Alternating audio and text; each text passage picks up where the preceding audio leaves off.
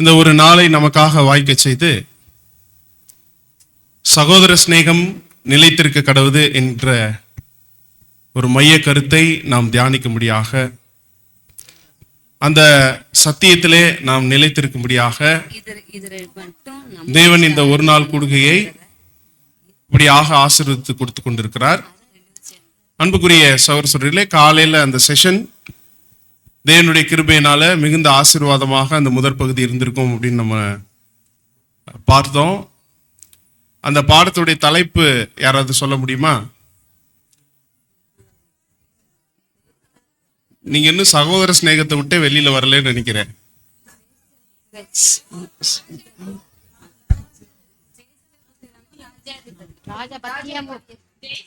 ராஜாதிபதியா? தெளிவா இருக்கீங்க. டீ வேலை செய்யுது இல்லையா? சரி, ரைட்.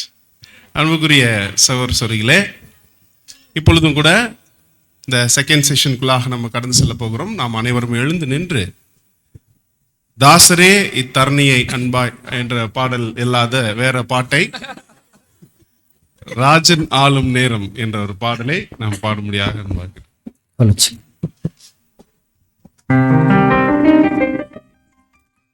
ராஜன் ஆளும் நேரம் பாவம் பரந்தோடு அந்த நாளில்லை வெகு தூரம், அந்த நாளில்லை வெகு தூரம், அதை தெரிந்து கொண்டு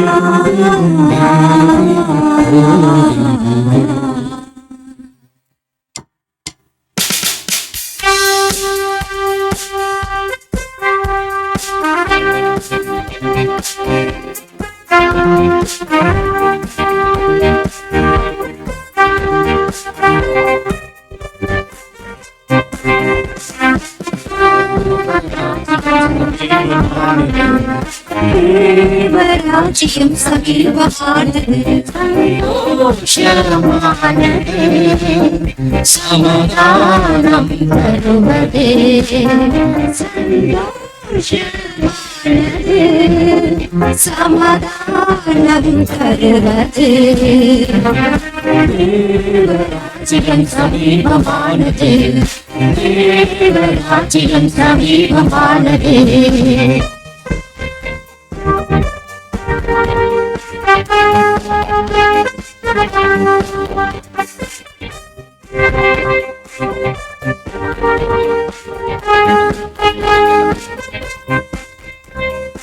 தேவதூய பர்வதம் மேலும் தேடு கேடு செய்வாரே வரவில்லை. தேவதூய பர்வதம் மேலும் தேடு கேடு செய்வாரே வரவில்லை. போல பூமி அனைத்தும், நிறைந்த போல பூமி அனைத்தும்,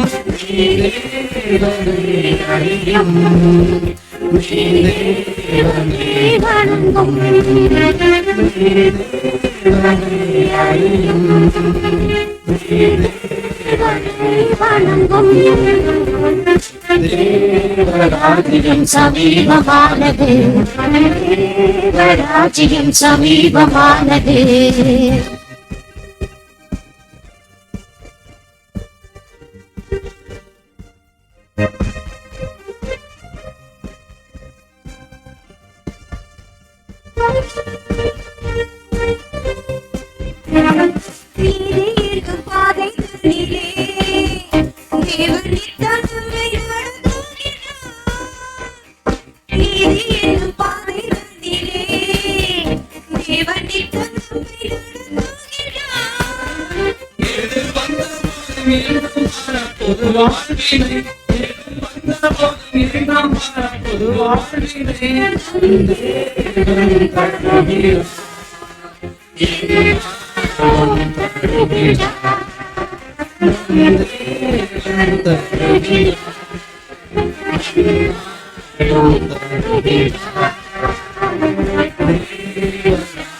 சமீபமானது,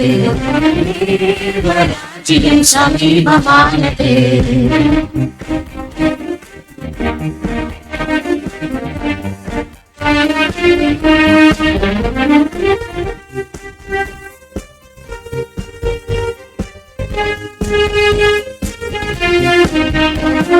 கிருபையினால் அழைத்தாரே, நம்மை திருமுழுதலில் சேர்ப்பாரே.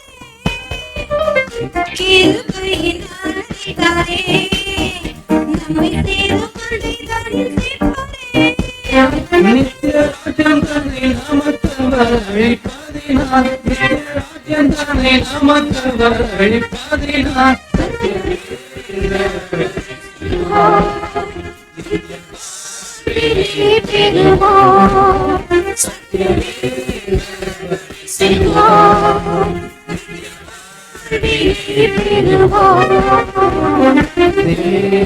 ராஜ்யம் சமீபமானது, ராஜ்யம் சமீபமானது, சந்தோஷமானது,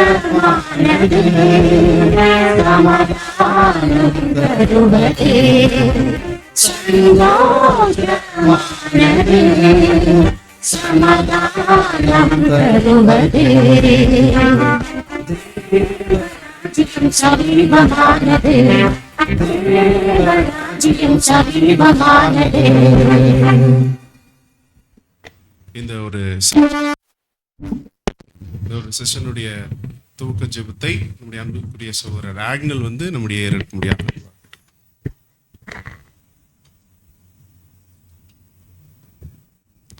ஜெபம் செய்வோம். அனுதினமும் எங்களை உம்முடைய சத்திய ஆவியினால் நிறைத்து வழிநடத்தி வருகிற எங்கள் அன்பின் நல்ல பரலோக பிதாவே, தகப்பனே, வாழ்நாளில் ஒரு நாளை எங்களுக்கு கூட்டி தந்து இந்த ஒரு நாளிலும் கூட சகோதர அன்பிலே நிலைத்திருக்க வேண்டுமென்ற இந்த ஒரு நாளின் கூடுகையை எங்களுக்கு நீர் ஆயத்தமாக்கி தந்த உம்முடைய மேலான தயவிற்காக உம்முடைய ஒரே பேரான குமாரன் ஆண்டவராகிய இயேசு கிறிஸ்துவின் மூலமாக ஆயிரம் ஆயிரம் ஸ்துதி ஸ்தோத்திரங்களை கூட நாங்கள் உமக்கு ஏறெடுத்துக் கொள்கிறோம். தகப்பனே, நாங்கள் உம்மோடு உடன்படிக்கை செய்த நாள் முதற்கொண்டு இந்த நாள் வரையிலும் எங்களை உம்முடைய சத்திய ஆகாரங்களினால் அனுதினமும் வழி நடத்தி வருகிறீர். அதே போல அந்த சத்திய வார்த்தைகளை உட்கொண்டவர்களாக மாத்திரம் அல்லாமல் அந்த வார்த்தைகளுக்கிணங்க எங்களுடைய வாழ்க்கையை நாங்கள் சீர்தூக்கி பார்ப்பதற்கு எங்களுக்கு நீர் உதவி செய்யும்படியாக நாங்கள் வாஞ்சியோடு கூட ஜெபிக்கிறோம். தகப்பனே, இந்த ஒரு நாளிலும் கூட நீர் பயன்படுத்துகிற தெய்வ செய்தியை பகிர்ந்து கொடுக்க நீர் அழைத்து கொண்டு வந்திருக்கிற ஒவ்வொரு தாசர்களையும் அந்த கரத்திலே அர்ப்பணித்து ஜெபிக்கிறோம். தகப்பனே, ஒவ்வொருவரும் தகப்பனே உம்முடைய தெய்வ செய்தியை பகிர்ந்து கொடுக்கும் பொழுது சகோதரர்களை நீர் மறைத்து உம்முடைய கிருபைக்குள்ளாய் அவர்களை மறைத்து நீர் வெளிப்படும்படியாக நாங்கள் வாஞ்சியோடு கூட ஜெபிக்கிறோம். இப்பொழுதும் கூட நாங்கள் கேட்க இருக்கிறதான இந்த ஒரு தெய்வ செய்தியை எங்களுடைய உள்ளம் என்னும் கதவை நாங்கள் திறந்து வைத்தவர்களாக, எங்களுடைய செவிகளை நாங்கள் திறந்து அந்த வார்த்தைகளை நாங்கள் உட்கொண்டு அதன்படியாக எங்களுடைய வாழ்க்கை பயணத்தை நாங்கள் வாழ்வதற்கு நீர் உதவி செய்யும்படியாக நாங்கள் ஜெபிக்கிறோம். தகப்பனே, இந்த ஒரு செஷனிலும் கூட ஆரம்பம் முதல் இறுதி வரையிலும் உம்முடைய திவ்ய பிரசன்னமானது எங்களோடு கூட தங்கி எங்களை ஆளுகை செய்ய வேண்டுமாயும் நாங்கள் வாஞ்சியோடு கூட ஜெபிக்கிறோம். இந்த ஒரு சிறியதொரு ஜெபத்தையும் கூட எங்கள் கர்த்தரும் எங்கள் இரட்சகரும் எங்கள் கன்மலையும் எங்கள் போதகரும் எங்கள் ஜீவாதிபதியுமாய் இருக்கிற எங்கள் ஆண்டவராகிய இயேசு கிறிஸ்துவின் விலையேறப்பெற்ற புண்ணிய நாமத்தினாலே ஜெபிக்கிறோம். எங்கள் ஜெபம் கேளும் ஜீவனுள்ள நல்ல பிதாவே.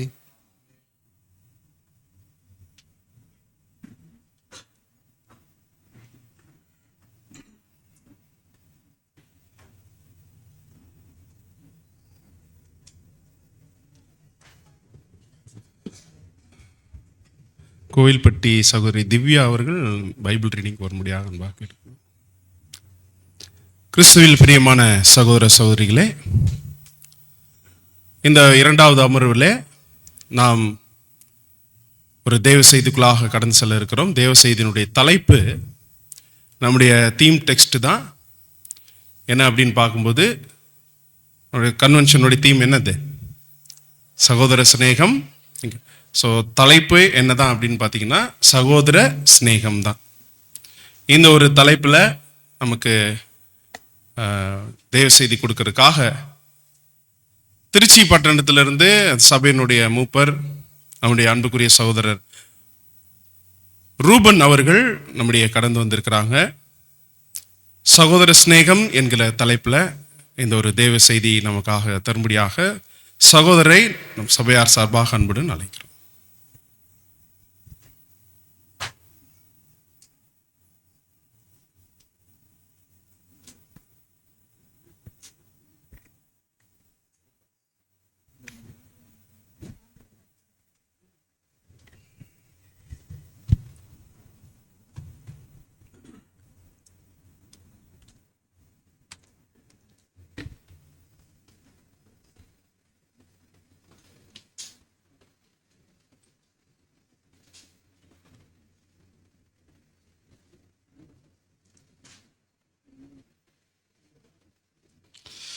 கிறிஸ்து இயேசுவுக்குள் மிகவும் பிரியமாக அழைக்கப்பட்ட அருமையான சகோதர சகோதரிகளே, தேவனுடைய பிரதான கிருபை இரக்கம் இப்படியாக இந்த ஒரு திருநெல்வேலி பட்டணத்திலே அநேக பட்டணங்களிலிருந்து ஒன்று கூடி வந்து தேவனுடைய நாமத்தை நம்மை மேற்படுத்துவதற்கும் அவரை ஆராதிப்பதற்கும் கிருபையுள்ள ஒரு வாய்ப்புக்கு நேராக நம்மை தேவன் கிருபையாக கொண்டு சேர்த்திருக்கிறாங்க.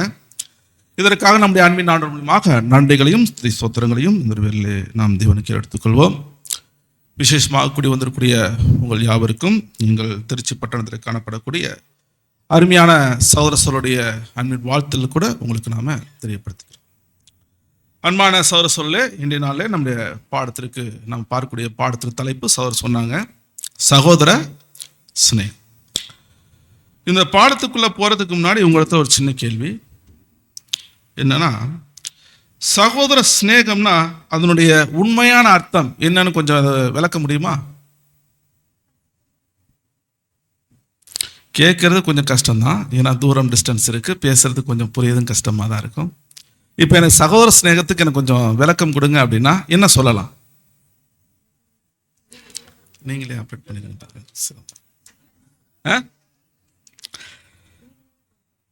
ஜீவனே கொடுப்பது ஒரே வழியில முடிச்சிட்டாங்க. அப்படின்னா எந்த ஒரு காரியத்திலையும் ஒரு சகோதர சிநேகத்துக்குள்ள அந்த ஒரு போட்டி இல்லாம, பொறாமை இல்லாம, தன் சகோதரனுக்கு ஒரு மனபாரம் அல்லது கஷ்டம் வலி ஏதாவது இருக்குன்னு தெரிஞ்சா அதை தனக்கு ஏற்பட்டதாக ஒரு உணர்வு வருது பாருங்க. ஒரு சகோதரனுக்கு தான் ஏற்பட்டிருக்குது, அது தனக்கே ஏற்பட்டதாக ஒரு உணர்வு வருது பாருங்க. அந்த ஒரு உணர்வுக்காக அந்த ஒரு உணர்வுகளுடைய அந்த ஒரு உணர்வுல உணர்ந்து அந்த சகோதரனுக்காக தன்னுடைய ஜீவனையும் தருவதற்கு ஆயத்தமாக இருப்பதற்கு பேர் தான் சகோதர சிநேகம். கொஞ்சம் புரிஞ்சுக்கிற மாதிரி எளிமையா நான் உங்களுக்கு சொல்லிடுது பாருங்க. இது வந்துட்டு யார் யார்கிட்ட இருக்கணும் அப்படின்னா இருதரப்பிலையுமே அங்க காணப்படக்கூடிய விஷயம். இன்னும் விசேஷமா சொல்லிட்டா அவர் இருவருமே ஒரே சிந்தையில அங்க ஒரே ஆவி உடையவர்களாக அங்க காணப்படும். ஸோ அப்படி இருந்தா அதுவே உண்மையான சகோதர சிநேகமாக அங்க காணப்படும். சரி, இது மாதிரி இந்த உண்மையான சகோதர சிநேகத்தை காண்பித்திட்ட நபர்கள்னு நம்முடைய வேதத்துல யாரையாவது சுட்டி காட்ட முடியுமா? ஆமா, ஏன்னா எடுத்த உடனே நமக்கு யார் தான் ஞாபகத்துக்கு வருவாங்க அப்படின்னா தாவீது, யோனத்தான் இல்லையா? நல்ல அருமையான பரிச்சயமான ஒரு நண்பர்களாக ஜீவனுக்கு ஜீவன் கொடுக்கக்கூடிய அந்த அளவுக்கு ஒரு உயிருக்குரிய நண்பனாக காணப்பட்டார். சரி, அதே மாதிரி புதிய ஏற்பாட்டுல யாரை சொல்லலாம்? அவங்க கணவன் மனைவி இல்ல, இயேசு கிறிஸ்து, லாசரு. வேற யார் சொல்லலாம்? பாருங்க, அதுக்கு ஒரு சாட்சியாக தான் இன்னைக்கு நாம என்ன பண்ண போறோம், இந்த ஒரு பாடம் அங்க பார்க்க போறோம். இதுல முதல் நபரா நம்ம யாரை குறித்து பார்க்க போறோம்னா அப்போஸ்தலன் ஐயா பவுல். சரி, அப்போஸ்தலன் பவுல் பற்றி இது வரைக்கும் நீங்க என்ன தெரிஞ்சு வச்சிருக்கீங்க? பாருங்க, நம்ம சிம்பிளா சொல்லிக்கலாம். என்ன சொல்லலாம் அப்படின்னா, அவர் வந்து ஒரு பெஞ்சமின் கோத்திரத்தான். சரியா? சரி. மற்றும் வந்துட்டு அவர் வந்து அவருடைய ஆரம்ப நாட்கள் ஒரு பரிச்சயனாக அங்க இருந்தார். சரி, பரிச்சயருடைய விசுவாசம் என்ன? ஆமா, அவங்களுடைய என்னது இல்ல, பரிச்சயருடைய விசுவாசம் என்னன்னா உயிர்த்தெழுதல் உண்டு என்பது அவங்களுடைய விசுவாசம். சதுச்சேயர்களுக்கு தான் என்ன விசுவாசம் கேட்டீங்கன்னா உயிர்த்தெழுதல் மீது அவங்களுக்கு என்ன இல்லை, நம்பிக்கை அங்க இல்லை. அடுத்து பார்க்கும்போது இவர் வந்துட்டு கம்மாலியனுடைய பாதத்துல என்ன செஞ்சிட்டாரு, நல்லா படித்து நல்ல நியாயப்பிரமாணங்களை நல்ல கற்றுத்தேர்ந்த ஒரு மனிதனாக காணப்பட்டார். அடுத்து அவர் வந்துட்டு சவுலாக இருந்தபோது என்ன பண்ணினாரு, எந்த அளவுக்கு கிறிஸ்தவர்களை துன்பப்படுத்த முடியுமோ அங்க துன்பப்படுத்தினார். குறிப்பா இவர் முன்னாடிதான் யார் கல்லறியப்பட்டு மரிச்சா, ஸ்தேவான் அங்க மரிக்கிறார். அடுத்து பார்க்கும்போது புதிய ஏற்பாட்டில் கிட்டத்தட்ட மொத்தம் எத்தனை நிருபங்கள் எழுதியிருக்கிறார் இவர்? ஆமாம், 14 நிருபங்கள் அங்கே எழுதியிருக்கிறார். அப்புறம் பார்க்கும்போது கிபி 5 அவர் பிறந்து கிபி 68 நேரோ ராயினால அங்கே சிறைச்சேதம் பண்ணப்பட்டு தேவனுக்கு பிடிச்ச விதத்தில் தன்னுடைய ஓட்டத்தை அவர் அங்கே நிறைவு செய்தார். சரி, அடுத்து இந்த அப்போஸ்தலனாகிய பவுலுடைய ஆரம்ப நாட்கள்ல அவர் கூடவே ஒன்றாக ஒரு மனிதன் சுற்றித் திரிந்தார். யாரு? பர்னபா. சரி, இவரை பற்றி என்னென்ன விஷயங்கள் அங்க படிச்சு வச்சிருக்கீங்க?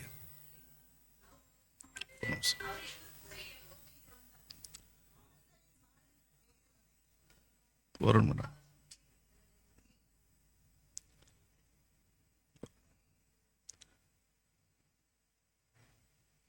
பாருங்க, அவர் வந்துட்டு அந்தியோகியா சபையில ஒரு மூப்பராக இருந்தார் முதல்ல, இல்லையா? அந்தியோகியா சபையில ஒரு மூப்பராக அங்க இருந்தார். அடுத்த அப்போஸ்தலனாகிய பவுலுடைய முதலாம் ஊழிய பிரயாணத்து முழுக்க யார் இருந்தா? இந்த பர்னபா அவர் கூடவே அங்க இருந்தார். கடைசியா என்ன ஆகி போச்சு அப்படின்னா, அவர் கொஞ்சம் மாம்சம் கொஞ்சம் எழுப்பப்பட்டு என்ன ஆயிடுச்சு, அவருக்குள்ள கொஞ்சம் பெருமை மேட்டிமைகள் அங்க ஏற்பட்டு அங்க அப்போஸ்தலனாகிய பவுல் கூட என்ன பண்ணிட்டாரு, சண்டை போட்டுட்டு அவர் அங்க விட்டு பிரிஞ்சு போயிட்டார். அதன் பிறகு இவர் என்ன ஆனாரு, அவருடைய ஊழியம் என்னாச்சு, சோ இவரை பற்றின எந்த விதமான ரெக்கார்டும் நமக்கு அதுக்கப்புறம் அங்க இல்லை. பாருங்க, இப்ப இவங்க 2 பேருடைய வாழ்க்கையில் ஏற்பட்ட அனுபவங்களை தான் சற்று நாம என்ன செய்ய போறோம்னா அங்க தியானிக்க போறோம். சரி, இதுல ஃபர்ஸ்ட் நம்ம யாரை பார்க்கலாம்? அப்போஸ்தலனாகிய பவுலை பார்க்கலாம். பாருங்க, இவரை பற்றினுடைய ஆரம்பம் எங்க இருக்கு அப்படின்னா அப்போஸ்தலனுடைய 9ஆம் அதிகாரம் வசனங்கள் 1 to 30 வரைக்கும் அங்க குறிப்பிடப்பட்டிருக்கு. நம்ம எல்லா வசனங்களும் வாசிக்க போறதில்லை. இந்த பகுதிகளை வாசித்து பார்த்தீங்க அப்படின்னா, இவர் என்ன பண்றாருன்னா கிறிஸ்தவர்களை கட்டி, எங்கெங்கெல்லாம் கிறிஸ்தவர்களாக காணப்படுறாங்களோ அவங்கெல்லாம் கட்டி எருசலேம் கொண்டு வருவதற்காக பிரதான ஆசிரியன்ட்ட அங்க உத்தரவு கடிதம் வாங்கிக்கிட்டு முதல்ல தமஸ்கு நோக்கி அங்க அவர் போறார். அப்படி அவர் அங்க போகும்போது யாரை சந்திச்சிட்டார்? இடையிலேயே நம்முடைய ஆண்டவராகிய கர்த்தர் இயேசு கிறிஸ்துவ மகிமையில அங்க சந்திக்கிறார். சந்திக்கும் போது அவருக்கு என்ன ஆயிடுச்சு, அவருடைய பார்வை அங்க போயிடுது. சோ அங்கிருந்து அவர் என்ன பண்றாருன்னா, நேர்த்தரு எண்ணப்பட்ட இடத்துல யூதாவுடைய வீட்டுல 3 நாள் அவர் பார்வையே போயிடுச்சு. பார்வை இல்லாம தேவனை நோக்கி 3 நாள் என்ன பண்றாருன்னா அங்க அவர் ஜெபிக்கிறார். அப்ப அந்த ஒரு தமஸ்குல அனனியா அப்படிங்கிற கர்த்தருக்கு ஒரு அருமையான ஒரு சீஷன் இருக்கிறார். அவருக்கு கர்த்தருடைய வார்த்தை வெளிப்படுது. அதாவது நான் அவரை அதாவது சவுலை புறஜாதிகளுக்கும் ராஜாக்களுக்கும் இஸ்ரவேல் புத்திரர்களுக்கும் என் நாமத்தை அறிவிக்கிறதுக்காக நான் தெரிந்து கொண்ட ஒரு பாத்திரமாக அவர் இருக்கிறாரு. ஸோ அதனால் நீங்க போய் என்ன செய்யுங்க, அவரை சந்திங்க அப்படின்னு சொல்லி சந்தித்து பலப்படுத்துங்கன்னு சொல்லி அங்க சொல்லப்படுது. இதனால இந்த அனனியாவும் என்ன பண்றாரு அப்படின்னா சவுலை சந்தித்து இயேசுவை பற்றி அங்க அவருக்கு சொல்லி ஜெபிக்கிறார்.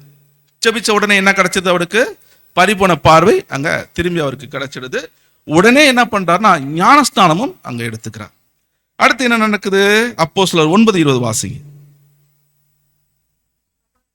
அப்போஸ்தலர் 9:20.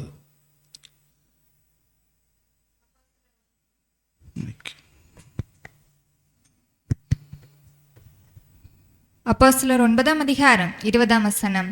தாமதமின்றி கிறிஸ்து தேவனுடைய குமாரன் என்று ஆலயங்களிலே பிரசங்கித்தான். பாருங்க, அவர் ஞானஸ்நானம் எடுத்த உடனே தாமதமின்றி கிறிஸ்து தேவனுடைய குமாரன் என்று ஆலயங்கள்ல பிரசங்கித்தார் அப்படின்னு சொல்லி சொல்லப்படுது. ஆனா அவர் அப்படி உடனே எல்லாம் அங்க பிரசங்கத்துல ஈடுபடல. என்ன நடக்குதுன்னு பாத்தீங்கன்னா கலாத்தியர் 1ஆம் அதிகாரம் வசனங்கள் 16 to 18 வரைக்கும் வாசிங்க. கலாத்தியர் 1ஆம் அதிகாரம் வசனம் 18 முதல். 3 வருஷம் சென்ற பின்பு பேதுருவை கண்டுகொள்ளும்படி நான் எருசலேமுக்கு போய் அவனிடத்தில் 15 நாள் தங்கியிருந்தேன். கர்த்தருடைய சகோதரனாகிய யாக்கோபை தவிர அப்போஸ்தலரில் வேறொருவரையும் நான் காணவில்லை. வசனம் தவறா இருக்குது. கலாத்தியர் 1ஆம் அதிகாரம் வசனங்கள் 16 to 18 வரைக்கும் வாசிங்க. கலாத்தியர் 1ஆம் அதிகாரம் வசனம் 16 முதல். தம்முடைய குமாரனை நான் புறஜாதிகளிடத்தில் சுவிசேஷமாய் அறிவிக்கும் பொருட்டாக அவரை எனக்குள் வெளிப்படுத்த பிரியமாய் இருந்த போது உடனே நான் மாம்சத்தோடும் இரத்தத்தோடும் யோசனை பண்ணாமலும் எனக்கு முன்னே அப்போஸ்தலரானவர்களிடத்திலே எருசலேமுக்கு போகாமலும் அரபி தேசத்திற்கு புறப்பட்டு போய் மறுபடியும் தமஸ்கு ஊருக்கு திரும்பி வந்தேன்.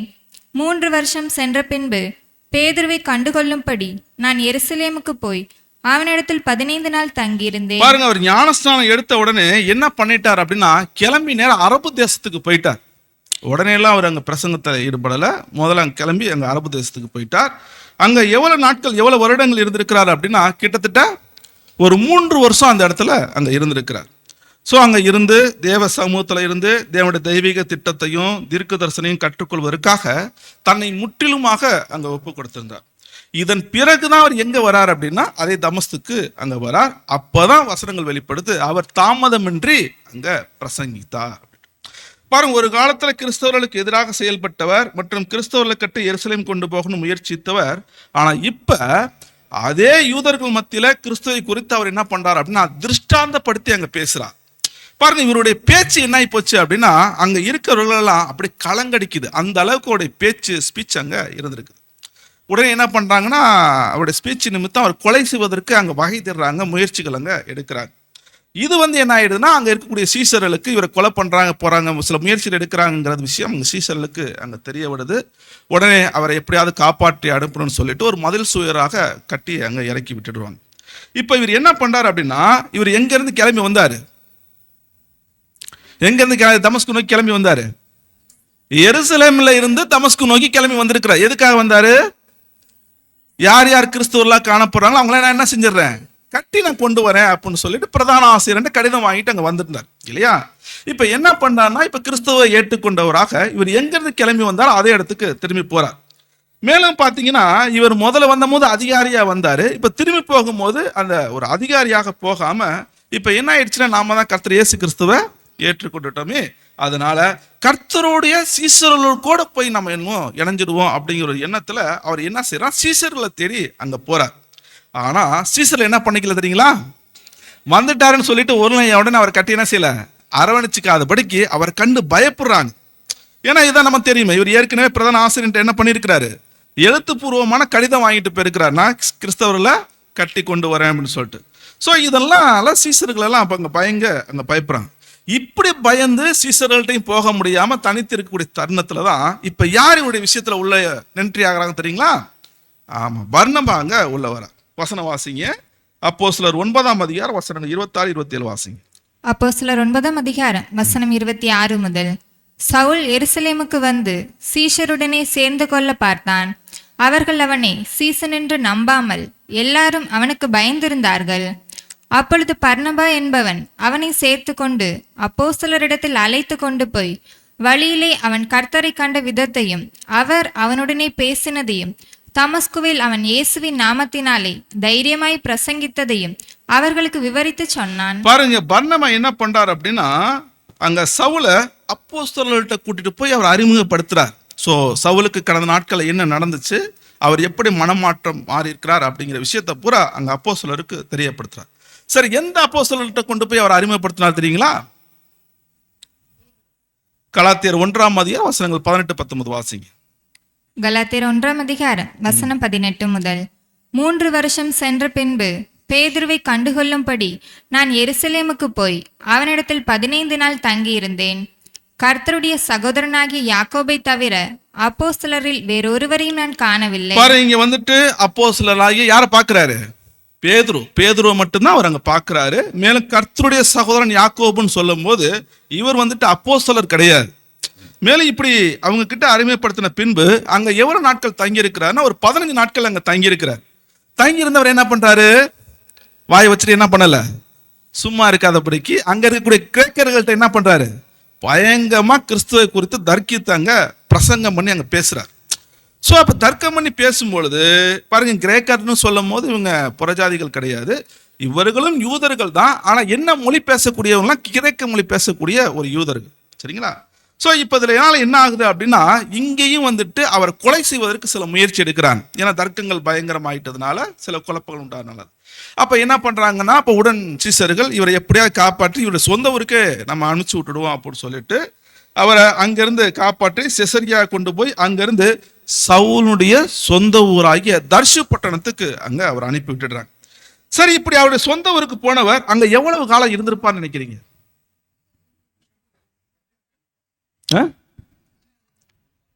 பாரு, கிட்டத்தட்ட எத்தனை வருடங்கள் இருந்திருக்கலாம் நாங்கள் சவுல் குறிப்பிடுறாங்கன்னா 8 இருந்து 10 வருடங்கள் வரை எங்க இருந்திருக்கலாமா, தர்ஷு பட்டணத்திலேயே அங்க இருந்திருக்கலாம்னு சொல்றாங்க. சரி, அவ்வளவு வருஷமா அங்க அவர் என்ன பண்ணிட்டு இருந்திருப்பாருன்னு நினைக்கிறீங்க? அப்படின்னா பல வருடங்களா அவருக்கு எந்த ஊழிய வாய்ப்புமே கிடைக்காம சும்மா இருந்திருக்கிறார். எத்தனை வருடமா? கிட்டத்தட்ட 8-10 வருடங்களாக அவருக்கு எந்த ஊழிய வாய்ப்புமே கிடைக்காம சும்மாவே அங்க இருந்திருக்கிறார். சரி, ஏன் சும்மா இருந்தா தெரியுங்களா? அப்படின்னா இனி என்னுடைய வாழ்க்கையில தேவனுடைய வழிநடத்தல் என்னன்னு சொல்லிட்டு தேவனுடைய வழிநடத்தலுக்காக அவர் காத்திருந்தாராமா. பாருங்க, இந்த ஒரு அழைப்புல நாம உள்ள நுழைஞ்ச உடனே நமக்குன்ற சில ஊழிய வாய்ப்புகளை இந்த மனசு தேடுதா இல்லையா? உள்ள நுழைஞ்ச உடனே சில ஊழிய வாய்ப்புகளை இந்த மனசு தேடும். பிரதர், என்னைய தேவன் எதுக்கு அழைச்சிருக்காருன்னு தெரியல பிரதர். நான் என்ன ஊழியம் செய்யறதுன்னு எனக்கும் தெரியல பிரதர். நான் ஏதாவது செய்யணும்னு நினைக்கிறேன், ஆனா என்ன பண்றதுன்னு எனக்கு தெரியல பிரதர்ன்னு சொல்லுவாங்க. அதாவது தேவனுடைய ஊழியங்களை செய்வதற்காக இந்த மனசானது அது ஏன்னா தேவனுடைய பிள்ளைகளுக்கு உரிய ஒரு உன்னதமான ஒரு குணலட்சம், தவறு கிடையாது. ஆனா அதுக்கு தேவனுடைய பதில் என்ன தெரியுங்களா? தேவ சமூகத்துல காத்திரு. உதாரணத்துக்கு இப்ப மூப்பர்கள் மற்றும் உதவிக்காரர் எலெக்ஷன் நடக்குதுன்னு வச்சுக்கோங்க. நாமினேட் ஆனவங்க அத்தனை பேருமே எலெக்ட் ஆயிடுறாங்களா? இல்ல. இன்னும் சொல்லிட்டா ஒரு சிலருக்கு பார்த்துக்குன்னா அதற்கே உரிய தகுதிகள் இருக்கும், தாளந்துகள் இருக்கும், இருந்தா அவங்க என்ன பண்ணப்படுற நாமினேட் கூட பண்ணப்படுறதில்ல. இதற்கு கர்த்தருடைய பதில் என்ன அப்படின்னா, காத்திருங்க. ஏற்ற காலத்துல தேவன் உங்களை பயன்படுத்துவார், அவ்வளவுதான். ஸோ இதெல்லாம் பார்த்தீங்கன்னா ரீஃபரன்ஸ் நம்பர் 57:11 கர்த்தருக்காக நாம் எப்படி காத்திருக்க வேண்டும்ங்கிற தலைப்புல பிரதர் அங்க ஆர்டிக்கல்ல பேசியிருக்கிறாங்க. பாருங்க, இதெல்லாம் அப்போஸ்தலனாகிய பவுல் வாங்கிட்ட அனுபவத்தின் மூலம் நமக்கான ஒரு சின்ன சின்ன படிப்பினைகள், ஒரு பாடங்களும் கிடைக்கும். சரி, அடுத்து பார்த்தீங்கன்னா இப்படியே பல வருடங்கள் கடந்து போகுது. பாருங்க, ஒரு இடத்துக்கு எதிர்பார்த்து வந்திருக்கிறாரு, வந்தவருக்கு ஊழிய வாய்ப்பே இல்லை. 1 வருடம் போகுது, 2 வருடம் போடுது, 5 நாள் இப்படியே போயிட்டே இருந்து அப்படின்னா ஒரு மனுஷன் சோர்வுக்குள்ளார போயிடுவாரா இல்லையா? போயிடுவார். ஆனா தேவன் பாருங்க அவர் அப்படியே விட்டுடல.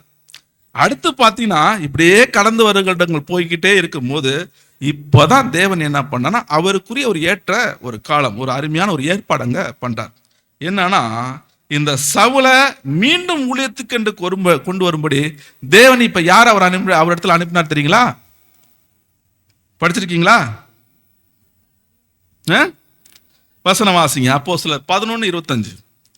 அப்போஸ்தலர் 11:25. பின்பு பர்னபா சவுலை தேடும்படி தர்சுவுக்கு புறப்பட்டு போய் அவனை கண்டு அந்தியோகியாவுக்கு அழைத்து கொண்டு வந்தான். பாருங்க, இப்ப மீண்டும் பவுலுடைய வாழ்க்கையில 2வது முறை யார் உள்ள நுழைஞ்சிருக்கிறா? பர்னபா உள்ள நுழைஞ்சு மீண்டும் அவருக்கு ஊழியத்தினுடைய அந்த வாய்ப்பு என்ன பண்றாரு? ஏற்படுத்தி அங்க கொடுக்கிறார். சரி, இப்ப சில கேள்வி. இந்த பர்னபா என்பவர் யார்? இவருக்கும் அப்போஸ்தலன் அவர் பவுலுக்கு என்ன ஒரு சம்பந்தம், என்ன ஒரு உறவு? இல்ல நான் கேள்வி கேட்டுட்டு நானே பதில் சொல்லுவேன். நான் கேள்வி கேட்டு வெயிட் பண்ணா நீங்க என்ன செய்யலாம்? பதில் சொல்லலாம். சரிங்களா? மேலும் எருசலேம்ல அப்போஸ்தலர் இடத்துல இவரை கூட்டி கொண்டு போய் அங்க அறிமுகப்படுத்தலும் சரி, மற்றும் இப்ப 2வது முறையா அங்க பவுலை வந்துட்டு ஊழியத்திற்கு எடுத்து பயன்படுத்துவதிலும் இவர் தான் என்ன பண்ணிட்டு இருக்கிறாரு? முன்ன நிக்கிறார் இல்லையா? அப்படின்னா இந்த பர்னபா பவுலுடைய விஷயத்துல ஏன் இந்த அளவுக்கு அவருக்கு அங்க அக்கறை காண்பிக்கணும்? குறிப்பா தன்னோடு அவரை இணைத்துக் கொள்வதனுடைய நோக்கம் என்ன? சோ இப்படி எல்லாம் சில கேள்விகள் நமக்கு இயல்பாக அங்க வருது. பாருங்க, பொதுவா பர்னபா சொன்ன உடனே நமக்கு என்னதான் நினைவுக்கு வரும்? அவர் கொஞ்சம் பெருமையினால அவர் கடைசியுடைய காரியத்துல அவர் பண்ணிட்ட சில விஷயங்கள், அவர் பெருமையினால என்ன பண்ணிட்டாரு அப்படின்னா மேட்டுமையினால பவுல் கூட என்ன பண்ணிட்டாரு? சண்டை போட்டு பிரிஞ்சு போயிட்டார். சோ அப்படி பிரிஞ்சு போனவர் என்ன பண்ணிட்டாரு? காணாமலே போயிட்டார். அதை பத்தின எந்த ரெக்கார்டுமே நமக்கு இல்லை. ஆனா அன்பு சகோதர சகோதரிகளே, கர்த்தருக்குள் அழைக்கப்பட்ட ரொம்ப விசேஷமான குணலட்சங்களுடைய சீசன் யார் தெரியுங்களா? இந்த பர்னபாங்க. பாருங்க, இவர் வந்துட்டு ஒரு மிகப்பெரிய செல்வந்தர். இவருடைய வீடு எங்க இருந்துச்சுன்னு கேட்டீங்கன்னா கெத்செமனே தோட்டத்துக்கு அருகாமையில் இருக்கக்கூடிய ஒலிவ மலையில தான் அங்க இருந்துச்சு. இவருடைய மூலப்பெயர் தெரியுங்களா? பர்னபாவுடைய மூலப்பெயர் யோசே. சரி, இந்த யோசேங்கிற பெயரு எப்படி பர்னபான்னு மாறுச்சு? மேலும் இந்த பெயரை இவருக்கு யார் வச்சிருப்பான்னு நினைக்கிறீங்க? பாருங்க, அன்னைக்கு இருந்துட்டு ஆதிகால சபை தாங்க இவருக்கு இந்த ஒரு பெயர் அங்க சூட்டுறாங்க. சரி, பர்னபானா என்ன அர்த்தம்? ஆறுதலின் மனிதன். சரி, அப்படி இவர் யாருக்கு ஆறுதலா இருந்திருப்பாரு அப்படின்னா அன்னைக்கு இருந்துட்டு ஆதிகால சபைக்கு இவர் என்ன பண்ணியிருந்திருக்கிறாரு? ஆறுதல் தரக்கூடிய ஒரு மகனாக இருந்திருக்கிறார். பாருங்க, யோசேங்கிற பெயர் ஆறுதலின் மகனாக மாறுதுன்னா அன்னைக்கு அவர் இருந்துட்ட சபையே என்ன செய்யறாங்க, இந்த பேர் கொடுக்குறாங்கன்னா அவருடைய சாட்சி எப்படி இருந்திருக்குது. ஒட்டுமொத்த சபைக்கு ஆறுதல் தரக்கூடிய ஒரு மனிதனாக அங்க அவர் இருந்திருக்கிறார். பாருங்க, ஒரு சபைக்கே ஆறுதல் தரக்கூடியவராக அவர் இருந்திருக்கிறான்னு சொன்னா அது சாதாரணப்பட்ட விஷயம் இல்லைங்க. இன்னைக்கு சபையினுடைய ஊழிய வாய்ப்புல வரக்கூடிய ஒவ்வொருவருமே இதனுடைய தாற்பயம் என்னன்னு புரிஞ்சு செயல்படணும். அதே சமயத்துல இது ஊழியக்காரர்களுக்கு மட்டும்தான் கூட அங்க சொல்லிடக்கூடாது. சபையின் ஒவ்வொரு அங்கத்தினருக்குள்ளும் இது காணப்பட வேண்டிய ஒரு உன்னதமான குணலட்சணம். அதுல குறிப்பா இந்த ஊழிய வாய்ப்புல இருப்பவர்கள்ட்ட கொஞ்சம் மேலோங்கி அங்க இருக்கணும். அதுல விசேஷமா எந்தெந்த வகையில ஒருத்தரத்துல இந்த ஒரு ஆறுதல் தரக்கூடிய விஷயம் வெளிப்படணும்னு கேட்டீங்கன்னா, தேவனுடைய வார்த்தைகளுக்கே உரிய ஊழியம் செய்வதில், சத்தியத்திற்கே உரிய அந்த சாட்சியினுடைய வாழ்க்கை வாழ்வது, விசேஷமா நம்முடைய ஒவ்வொரு செயல்பாட்டிலும் கிறிஸ்துனுடைய சாயலானது வெளிப்பட்டு கொண்டே இருக்கும். நம்ம ஒருத்தரை பார்த்தாலோ பெருசினாலோ நம்முடைய இருதயத்துக்குள்ள சமாதானம் உள்ள துளிர் விடணும், அப்படியே ஊறணும். எனக்கு தெரிந்த ஒரு நண்பர் ஒருத்தர் இருந்தார், ஒரு அருமையான சகோதரர். அவரை கூப்பிட்டுட்டு நான் பல வீடுகளுக்கு இல்ல சந்திப்புகளுக்காக போவேன். அப்படி ஒரு சமயம் ஒரு வீடுகளுக்கு போயிருக்கும் போது, எப்பொழுதும் போனோம்னா கொஞ்சம் சில உபசரிப்புகள் இருக்கும் இல்லையா, உணவு பரிமாற்றங்கள் ஏதோ சில உபசரிக்கலாம். அநேக வீடுகளுக்கு நானும் அவரும் போயிருக்கிறோம். ஆனா ஒரு வீட்டுக்கு அவர் போயிட்டு வரும்போது, ரிட்டர்ன் வரும்போது அவர் என்கிட்ட சொன்ன காரியம் என்ன அப்படின்னா, வேற இதுக்கு முன்னாடி நான் பல வீடுகளுக்கு போயிட்டு வந்திருக்கிறேன், ஆனா இந்த வீட்டுக்கு நான் உள்ள போயிட்டு நான் வெளியில வரும்போது என் மனதுக்குள்ள ஏதோ ஒரு சமாதானம் இருக்கு அப்படின்னு. என்ன நடந்திருக்குது, அவங்களோட செயல்பாடுகள் அல்லது பேச்சுக்கள் எல்லாம் எப்படி இருந்திருக்குது, அது உள்ள சமாதானம் ஊட்டெடுக்கக்கூடிய விஷயமாக அங்க இருந்திருக்கு. இதெல்லாம் இருக்கணும். பாருங்க, இதெல்லாம் வந்துட்டு ஒரு நாள் 2 நாள் நாம் வாழக்கூடிய வாழ்க்கையில இல்லைங்க, நம்முடைய ஜீவிய காலம் முழுவதும் ஒரு ஆறுதலின் மகனாக நாம இருக்கணும். ஸோ அப்படிப்பட்ட ஒரு சாட்சி உள்ள வாழ்க்கை தான் ஆதி கால சபையில் இந்த பர்னபா அங்க வாழ்ந்திருக்கிறார். அதனாலதான் அந்த சபைக்கு அவர் வந்துட்டு சபையை அவருக்கு வந்துட்டு பெயர் வைக்கிறாங்க, ஆறுதலின் மகன். பாருங்க, இது வந்து பர்னபா வாங்கிட்ட அனுபவத்தின் மூலம் நமக்கான ஒரு சின்ன ஒரு படைப்பினை. சரி, இப்ப அடுத்து இவரை பற்றி நம்ம வாசிக்கலாம். அப்போஸ்தலர் 4ஆம் அதிகாரம் வசனங்கள் 36, 37 வாசிங்க. அப்போஸ்தலர் 4ஆம் அதிகாரம் வசனம் 36 முதல். சீப்புரு தீவானும் லேவியனும் அப்போஸ்தலராலே ஆறுதலின் மகன் என்று அர்த்தம் கொள்ளும் பர்னபா என்னும் மறுபேர் பெற்றவனுமாகிய யோசே என்பவன் தனக்கு உண்டாயிருந்த நிலத்தை விற்று அதன் கிரயத்தை கொண்டு வந்து அப்போஸ்தலருடைய பாதத்திலே வைத்தான். பாருங்க, ஆதி சபையில தன் சொத்துக்களை விற்று அப்போஸ்தலருடைய பாதத்துல கொண்டு வந்து வச்சிட்ட சகோதரர்கள்ல யார் ஒருத்தரா இருக்கிறா, பர்னபாவும் ஒருத்தரா இருக்கிறார். அதாவது, தேவனே உங்களுடைய சித்தம் செய்வதற்கு என்னை நான் முற்றிலும் ஒப்பு கொடுக்கிறேன் அப்படிங்கிற அந்த அர்ப்பணிப்பை அவர் சரியா புரிந்து செயல்பட்ட ஒரு மனிதனாக இருந்தார். அடுத்து இவருடைய இனம் பார்த்தீங்க அப்படின்னா லேவி கோத்திரம். பொதுவாக அந்த லேவி கோத்திரத்தில் இருக்கிறவங்க எல்லாம் எப்படி இருப்பாங்க தெரியுங்களா? லேவி கோத்திரத்தில் இருக்கிறவங்க எப்படி இருப்பாங்க அப்படின்னா, நியாயப்பிரமாணத்தில் உள்ள சட்ட திட்டங்கள் இருக்கு பாருங்க, அந்த சட்ட திட்டங்களையும் தேவனுடைய சில காரியங்களையும் நன்கு கற்று அறிந்து வைத்திருப்பாங்க. சும்மா இல்லைங்க தேவன். அந்த வகையில இவர் கூட பாத்தீங்கன்னா ஒரு நல்ல ஒரு படிப்பாளி. விசேஷமா அன்னைக்கு இருந்துட்ட மிகப்பெரிய ஸ்காலர்ஸ் யாரு, கமாலியல் இருக்காருங்களா, அந்த கமாலியல்கிட்ட யாரும் பாடம் படிச்சிருக்கா தெரியுங்களா, இந்த பர்னபாவும் பாடம் படிச்சிருக்கிறார். மேலும் இங்கதான் ஏற்கனவே யாரும் பாடம் படிச்சிருந்தா, பவுலும் படிச்சிருந்தாங்க, அப்போஸ்தலன் பவுல். பாரு, இந்த இடத்துலதான் யார் நண்பர்கள் ஆகிறாங்க தெரியுங்களா, இந்த பர்னபாவும் பவுலும் எங்க சிநேகமாக்குறாங்க, எங்க நண்பர்கள் ஆகிறாங்க அப்படின்னா இங்கதான் அங்க ஆகிறாங்க. இதெல்லாம் குறித்து நம்முடைய சகோதரர் 7ஆம் தூதன் அவர்கள் ரீப்ரின்ஸ் 43:10 அங்க அவங்க குறிப்பிடுறாங்க.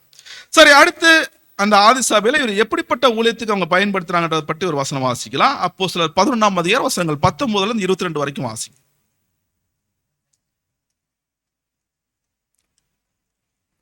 அப்போஸ்தலர் 11ஆம் அதிகாரம் 25ஆம் வசனம் 19 22 வரைக்கும். அப்போஸ்தலர் 11ஆம் அதிகாரம் வசனம் 19 முதல். வாசி. சேவா நிமித்தமாய் எழும்பின உபத்திரவத்தினாலே சிதறப்பட்டவர்கள் சுவிசேஷ வசனத்தை யூதர்களுக்கே அன்றி மற்ற ஒருவருக்கும் அறிவியாமல் பெனிக்கே நாடு, சீப்புரு தீவு, அந்தியோகியா பட்டணம் வரைக்கும் சுற்றி திரிந்தார்கள். அவர்களில் சீப்புரு தீவாரும் சிரேனே பட்டணத்தாருமாகிய சிலர் அந்தியோகியா பட்டணத்துக்கு வந்து கிரேக்கருடனே பேசி கர்த்தராகிய இயேசுவை குறித்து பிரசங்கித்தார்கள். கர்த்தருடைய கரம் அவர்களோடு இருந்தது. அநேக ஜனங்கள் விசுவாசிகளாகி கர்த்தரிடத்தில் திரும்பினார்கள். எருசலேமிலுள்ள சபையார் இந்த காரியங்களை குறித்து கேள்விப்பட்ட போது அந்தியோகியா வரைக்கும் போகும்படிக்கு பர்னபாவை அனுப்பினார்கள். பாருங்க, இந்த அந்தியோகியா அப்படிங்கிறது இது வந்து ஒரு புறஜாதிகளுடைய ஒரு பட்டணம். இது எங்க இருக்குன்னு கேட்டீங்கன்னா சிரியாவில் இருக்கக்கூடிய ஒரு பட்டணமாக இருக்கு. அதாவது ஸ்தேவான் மரிச்சாருங்க இல்லையா, அப்படி அவர் மரிக்கும் போது சீசர்கள் எல்லாம் கண்ட இடத்துல பயங்கரமா சிதறடிக்கப்பட்டாங்க. ஸோ அப்படி சிதறடிக்கப்பட்டவர்கள்லாம் சில சீசர்கள் என்ன பண்றாங்க அப்படின்னா இந்த அந்தியோகியா பட்டணத்துக்கு வந்து அங்க ஊழியம் பண்ணி அங்க சில சகோதரர்கள் அங்க ரெடி ஆயிடுறாங்க. இப்ப இந்த தகவல் எங்க போகுது அப்படின்னா எருசலேம்ல இருக்கக்கூடிய சகோதரர்களுக்கு அங்க சபையாருக்கு தெரிய வருது. இப்ப யோசிக்கிறாங்க, அந்தியோகியாவில் சில விசுவாசிகள் உருவாகிட்டதுனால அவர்களை இப்ப பலப்படுத்தணும், கொஞ்சம் வளர்ச்சிக்கு ஏதோ வழிநடத்தணும். ஸோ அப்ப அந்த பட்டணத்துக்கு ஊழியம் செய்வதற்கு யார் அனுப்பலாம் அப்படின்னு சொல்லிட்டு அந்த சபையாரங்க யோசிக்கிறாங்க. அப்படி யோசிக்கிறப்பதான் யாரை தேர்ந்தெடுத்து அனுப்புறாங்க தெரியுங்களா? இப்ப நம்ம பார்க்கக்கூடிய இந்த பர்னபாவை தான் தேர்ந்தெடுத்து அந்த அந்தியோகியா பட்டணத்துக்கு அங்க அனுப்புறாங்க. சரி, அப்படி போனவர் அங்க சாட்சி வாங்கினாரா அப்படின்னு சொல்லி கேட்டோம் அப்படின்னா வசனம் வாசிக்கலாம். அப்போஸ்தலர் 11:23-24 வாசிங்க. அப்போஸ்தலர் 11:23 முதல். அவன் போய் சேர்ந்து தேவனுடைய கிருபையை கண்டபோது சந்தோஷப்பட்டு கர்த்தரிடத்தில் மனர் நிர்ணயமாய் நிலைத்திருக்கும்படி எல்லாருக்கும் புத்தி சொன்னான். அவன் நல்லவனும் பரிசுத்த ஆவியினாலும் விசுவாசத்தினாலும் நிறைந்தவனுமாய் இருந்தான். அநேக ஜனங்கள் கர்த்தரிடமாய் பாருங்க, சேர்க்கப்பட்டார்கள். அவரை பற்றி ஒரு அருமையான சாட்சி இங்க கொடுக்கப்படுது. உதாரணத்துக்கு நமக்கு வந்துட்டு ஒரு ஜெனரல் கன்வென்ஷன் நடக்குதுன்னு வச்சுக்கோங்க. ஜெனரல் கன்வென்ஷன் நடக்குதுன்னு வச்சுக்கோங்க. இப்போ அதற்கென்று ஒரு கன்வென்ஷன் கமிட்டியார் அங்கே தேர்ந்தெடுக்கப்பட்டாச்சு. இப்போ அந்த கன்வென்ஷன் கமிட்டியார்ல இருந்து நம்முடைய சபைக்கு, இங்கே பல சபைகள் கூடி வந்திருக்கு, உங்க சபைன்னு எடுத்துக்கங்க. இப்போ உங்களுடைய சபைக்கு ஒரு அழைப்பு வருது. என்ன அப்படின்னா, உங்க சபையில காணப்படக்கூடிய நல்ல ஒரு சாட்சி மிக்க ஒரு சகோதரரை கன்வென்ஷன்ல தேவ செய்தி அளிப்பதற்கு கொஞ்சம் தேர்ந்தெடுத்து கொடுங்கன்னு சொல்லிட்டு ஒரு அழைப்பு வருது. அப்படி ஒரு அழைப்பு வந்தா நீங்க சபையா யாரை தேர்ந்தெடுப்பீங்க? கேட்ட கேள்வி புரிஞ்சிருச்சா? யாரை தேர்ந்தெடுப்பீங்க? இருக்கிற ஸ்பீக்கர்லயே எவரோ ஒருத்தர் போங்க. ஒரு 10 ஸ்பீக்கர் இருக்கிறாங்க, நீங்க என்ன செய்யுங்க, யாராவது ஒருத்தர் போயிட்டு வாங்க அப்படின்னு அனுப்பி வைப்போமா? அப்படிலாம் இல்லைங்க. போதிக்கிறதுலயே யார் நல்ல கற்று தேர்ந்த ஒரு அனுபவமிக்க நபராக எவர் ஒருவர் இருக்கிறாரோ அவர் தான் என்ன செய்வோம், செலக்ட் பண்ணி அனுப்புவோம் இல்லைங்களா? அந்த மாதிரி தான் இங்க பர்னபா என்ன பண்ணிருக்கிறாங்க, ஆதிகால சபை ஏன்னா விசேஷமான ஊழியம், அந்த ஊழியத்திற்காக அவர் அங்க செலக்ட் பண்ணி அங்க அனுப்புறாங்க. பாருங்க, ஒரு புறஜாதிகள் தேசத்துக்கு போய் சத்தியத்தை அறிவிக்கக்கூடிய அந்த உன்னதமான வாய்ப்பை அப்போஸ்தலர்கள் பர்னபாவுக்கு கொடுக்குறாங்க அப்படின்னா அவர் எப்பேற்பட்ட சத்தியத்தினுடைய அறிவை பெற்றிருந்தவராக அங்க சாட்சி வாங்கியிருக்கும் இல்லைங்களா? ஸோ இப்படி செலக்ட் ஆகி போனவர் தான் போயிட்டாரு. அங்க உள்ள சூழ்நிலைகள்லாம் கவனிக்கிறாரு. அப்படி கவனிக்கும் போது இப்பதான் அவர் யோசிக்கிறார், ஊழியம் வந்துட்டு ரொம்ப பெருசா இருக்குது, நிறைய பெருசா இருக்குது. இப்ப இந்த ஊழியத்துல நான் மட்டும் செய்யாதபடிக்கு என்னோடு கூட என்னுடைய உடன் நண்பர் ஒருத்தர் இருக்கிறார், அந்த நம்பரை என்னோடு கூட இணைச்சுக்கிட்டா என்ன யோசிக்கிறார். உடனே புறப்பட்டு கிளம்பி போறார். எங்க போறாருன்னா நேரா தர்சுவுக்கு கிளம்பி போயிட்டார். அங்கதான் யார் இருக்கிறா? ஆமா, அதான் பல வருடங்களா ஊழிய வாய்ப்பை எதிர்பார்த்து கர்த்தருடைய வழிநடத்துதலுக்காக அவர் அங்க காத்துக்கிட்டு இருக்கிறார். இப்ப காத்துட்டு இருக்கும் போது போயிட்டார், கூட்டிட்டு வரார். வசனம் வாசிங்க. அப்போஸ்தலர் 11:25. அப்போஸ்தலர் 11:25. பின்பு பர்னபா சவுலை தேடும்படி தர்சுவுக்கு புறப்பட்டு போய் அவனை கண்டு அந்தியோகியாவுக்கு அழைத்து கொண்டு வந்தான். சோ இப்படி சவுலுடைய சொந்த ஊராகிய தர்சுவுக்கு போய் என்ன பண்ணிட்டாரு, ஊழியத்துக்கு வாப்பான்னு சொல்லி அங்க அழைச்சு கூட்டிக்கிட்டு இப்ப அந்தியோகியாவுக்கு வரார். அதுலயும் விசேஷமா இவரை ஏன் இந்த பவுலை போய் இவர் கூட்டிட்டு வரணும் அப்படின்ற மாதிரி ஒரு சிந்தையில அவர் யோசிச்சிருக்கிறார் அப்படின்னா, அந்த சத்தியத்திற்கே உரிய ஒரு மனசு, தேவ வைராக்கியம் தன் நண்பனாகிய சவுல்கிட்ட இருக்குங்கிறத பர்னபாவுக்கு தெரிஞ்சதுனாலதான் அந்த ஒரு ஊழியத்தினுடைய வாய்ப்பு அவர் என்ன பண்றாரு, அங்க பவுலுக்கு அவர் ஏற்படுத்தி கொடுக்கிறார். சோ இப்படியா இந்த பவுலும் பர்னபாவும் என்ன பண்ணிட்டாங்கன்னா அந்தியோகியா வந்துட்டாங்க. வந்து அங்க கிட்டத்தட்ட ஒரு வருஷமா என்ன பண்றாங்கன்னா அந்த சபைக்கு அவங்க இருவருமா சேர்ந்து ஊழியம் பண்றாங்க. அப்பதான் அங்க வாழக்கூடிய ஜனங்க, அங்க சபையார் இருக்கிறாங்க இல்லையா, அந்த சபையாருக்கு ஒரு விசேஷமான ஒரு பேர் கொடுக்குறாங்க. என்ன பேர் கொடுத்தாங்க?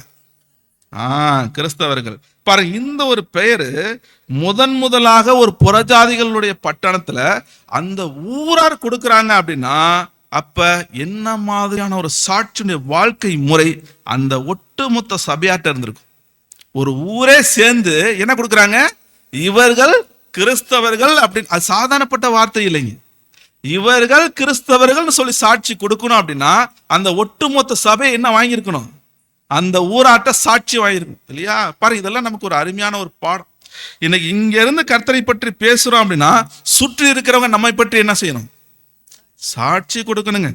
ஸோ அப்போ அதற்கே உரிய நம்முடைய பேச்சு, சிந்தை, நடத்தை எல்லாம் ரொம்ப சீரியஸாக அங்கே இருக்கணும். அப்போஸ்தலர் 11:27-30 வரைக்கும் வாசிங்க.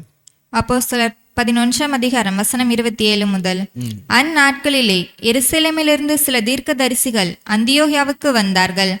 அவர்களில் ஒருவனாகிய அகப்பு என்பவன் எழுந்து உலகமெங்கும் கொடிய பஞ்சம் உண்டாகும் என்று ஆவியினாலே அறிவித்தான். அது அப்படியே கிலவுதராயனுடைய நாட்களிலே உண்டாயிற்று.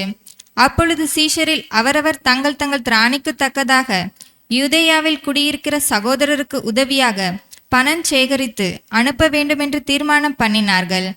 அப்படியே அவர்கள் சேகரித்து பர்னபா, சவுல் என்பவர்களுடைய கையிலே கொடுத்து மூப்பரிடத்திற்கு அனுப்பினார்கள். பாருங்க, இப்ப என்ன நடக்குதுன்னா, எருசலேம்ல இருக்கக்கூடிய சில தீர்க்கதரிசிகள் அங்க அந்தியோகியாவுக்கு வராங்க. அதுல அகப்புங்கிற தீர்க்கதரிசி என்ன சொல்லிட்டாரு அப்படின்னா, அப்பா உலகம் முழுக்க மிகப்பெரிய கொடிய பஞ்சம் வரப்போகுது அப்படிங்கிற ஒரு தகவல் அங்க கொடுக்குறார். அப்போ உடனே அங்க கூடியிருக்கக்கூடிய சபையார் என்ன பண்றாங்க அப்படின்னா யோசிக்கிறாங்க, நம்முடைய திராணிக்கு தகுந்த வகையில கொஞ்சம் பணம் தான், சில பொருள்களை நம்ம சேகரிப்போம், சேகரித்து நம்ம என்ன செய்யலாம்னா யூதாவுக்கு அனுப்பலாம் அப்படின்னு சொல்லிட்டு ஒரு முடிவு எடுக்கிறாங்க. சரி, இந்த ஒரு யோசனை எப்படி அந்த சபையாருக்கு வந்திருக்கும்? பஞ்சம் வரப்போது மட்டும்தான் என்ன செஞ்சாரு, தீர்க்கதரிசி சொன்னார். அவர் சொன்ன உடனே நம்ம பணம் சேகரித்து அங்க எருசலேமுக்கு அனுப்பலாம் அப்படிங்கிற அந்த ஒரு சிந்தை, அந்த ஒரு தூண்டப்படுதல் எப்படி அவங்களுக்கு அந்த சபையாருக்கு அங்க வந்திருக்கும் அப்படின்னா, இந்த ஊழியத்தை ஏற்கனவே செய்த ஒரு நபர் எங்க இருக்கிறாரு, அங்க அவர்கள் மத்தியில இருக்கிறார். யாரு? பர்னபா. பாருங்க, ஆதிகால சபையில அனைத்தையும் ஒருமிக்க வைத்து அனுபவிக்கலான்னு முடிவு எடுத்த போது தன்னுடைய ஆஸ்தி முழுசையை வித்து கொண்டு போய் அப்போஸ்தலர் பாடப்படியில வைத்தவர் தான் இந்த பர்னபா. சோ இப்போ இவர் தான் என்ன பண்ணிட்டு இருக்கிறாரு, இந்த ஒரு அந்தியோகியா சபையை வழிநடத்திக்கிட்டு இருக்கிறார். அப்போ ஒரு பஞ்சம் ஏற்பட போகுதுன்னு தெரிஞ்ச உடனே தான் முன்பு செய்துட்ட ஊழியத்தை இப்ப யாருக்கு நினைவுபடுத்திருக்கிறா, சபையாருக்கு அவர் நினைவுபடுத்தி இந்த ஒரு யோசனை அங்க அவர் கொடுத்திருக்கிறோம். அதனாலதான் சபையார் முடிவெடுத்து என்ன பண்றாங்க, பணம் சேகரித்து அங்க கொடுத்து அனுப்புறாங்க. பாருங்க, இது மாதிரிதான் நம்முடைய உள்ளங்கள் கூட அங்க காணப்படணுங்க. அதாவது சில சபைகளை இருந்து நமக்கு அறிவிப்புகள் வரும், ஒரு சகோதரனுக்கோ அல்லது ஒரு சகோதரிக்கோ உடல்நல பிரச்சனைகள் அல்லது சில பற்றாக்குறைகள் இருக்குது, ஸோ ஏதோ ஒரு வரணும். இதை கேட்டுட்டு ஐயோ என்ன அப்படி ஆயிப்போச்சு, பாவம் இல்லை அப்படியெல்லாம் சொல்லக்கூடாது. இந்த பற்றாக்குறையில என்னுடைய பங்கு என்ன சற்றதை நம்ம யோசிக்கணும். பாரு, இப்படி அந்த சபையார் செய்துட்டு அந்த ஒரு ஊழியத்திற்கு அங்க அவர்கள் கொடுத்துட்ட பெயர் என்ன தெரியுங்களா? இப்படி இந்த சபையார் செய்தாங்க இல்லையா, கொண்டு போய் ஊழியம் அந்த பணம் கொடுத்துட்டு வந்தாங்க இல்லையா, அதுக்கு வேதத்திலே ஒரு பெயர் கொடுக்கப்பட்டிருக்கு. என்ன புரியும் தெரியுங்களா? தர்ம ஊழியம். தர்ம ஊழியம். இதுக்கு ஒரு நல்ல ஒரு சாட்சி தான் இந்த அந்தியோகியா சபை. ஆக இப்படியாகத்தான் அந்த அந்தியோகியா சபையை ஒரு சாட்சியுள்ள சபையாக பர்னபா வழிநடத்திட்டு இருக்கிறார். அப்போஸ்தலர் 12:25 வாசிங்க. அப்போஸ்தலர் 12ஆம் அதிகாரம் 25ஆம் வசனம். பர்னபாவும் சவுலும் தர்ம ஊழியத்தை நிறைவேற்றின பின்பு மார்க்கு என்னும் மறுபேர் கொண்ட யோவானை கூட்டிக் கொண்டு எருசலேமை விட்டு திரும்பி வந்தார்கள். பாரு, இப்படியா பர்னபாவும் பவுலும் என்ன பண்றாங்க அப்படின்னா, அங்க அவங்களுக்கு கிடைச்சிட்ட தர்ம ஊழியத்தை எருசலேமில கொண்டு போய் அவங்க நிறைவேற்றி முடிச்சுட்டு இப்ப திரும்பி எங்க வராங்கன்னா அந்த அந்தியோகியா சபைக்கு அவங்க வராங்க. ஆனா அப்படி வரும்போது இப்ப புதுசா கூட இன்னொருத்தரையும் கூட்டிட்டு வராங்க. யாரு யாரு மார்க். யாரை கூட்டிட்டு வராங்கன்னா மார்க். தொடர்ந்து அப்போஸ்தலர் 13:1-2 வாசிங்க. அப்போஸ்தலர் 13ஆம் அதிகாரம் வசனம் 1 முதல். அந்தியோகியா பட்டணத்திலுள்ள சபையிலே பர்னபாவும் நீகர் எண்ணப்பட்ட சிமியோனும் சிரேனே ஊரானாகிய லுகியும் கார்பங்கு தேசாதிபதியுமாகிய ஏரோதுடனே கூட வளர்க்கப்பட்ட மனாயீனும் சவுலும் தீர்க்கதரிசிகளாயும் போதகர்களாயும் இருந்தார்கள். அவர்கள் கர்த்தருக்கு ஆராதனை செய்து உபவாசித்து கொண்டிருக்கிற போது பர்னபாவையும் சவுலையும் நான் அழைத்த ஊழியத்துக்காக அவர்களை பிரித்து விடுங்கள் என்று பரிசுத்த ஆவி திருவுள்ளம் பற்றினது. பாரு, இப்ப இந்த அந்தியோகியா சபையில எத்தனை போதகர்கள் உருவாயிட்டாங்க பாத்தீங்களா? எத்தனை பேர் வந்திருக்கிறாங்க? முதல்ல வந்தது யாரு? பர்னபா. அதுக்கப்புறம் யாரு வந்தா? சவுல். இப்ப கூட இன்னும் எத்தனை பேர் சேர்ந்துட்டாங்க? கிட்டத்தட்ட பாத்தீங்கன்னா ஒரு 5 போதகர்கள் அங்க இருக்கிறாங்க. இப்ப இவர்களோடு அந்த சபையார் என்ன பண்றாங்கன்னா உபவாசம் இருந்து அவங்க ஜெபிக்கிறாங்க. உபவாசம் இருந்து ஜெபிக்கிறாங்க. அப்படி ஜெபிக்கும் போது தேவனுடைய பரிசுத்த ஆவியினுடைய வழிநடத்தல் அவர்களுக்கு கிடைக்குது. அதாவது நீங்க என்ன பண்ணுங்கன்னா பர்னபாவையும் சவுலையும் ஒரு விசேஷத்த ஊழியத்திற்காக நான் அழைத்திருக்கிறேன், அவர்களை நீங்க என்ன செஞ்சு விடுங்க, பிரித்து விடுங்கள் அப்படின்னு சொல்லப்படுது. சரி, பொதுவா பிரித்து விடுங்கள்னா என்ன அர்த்தம்?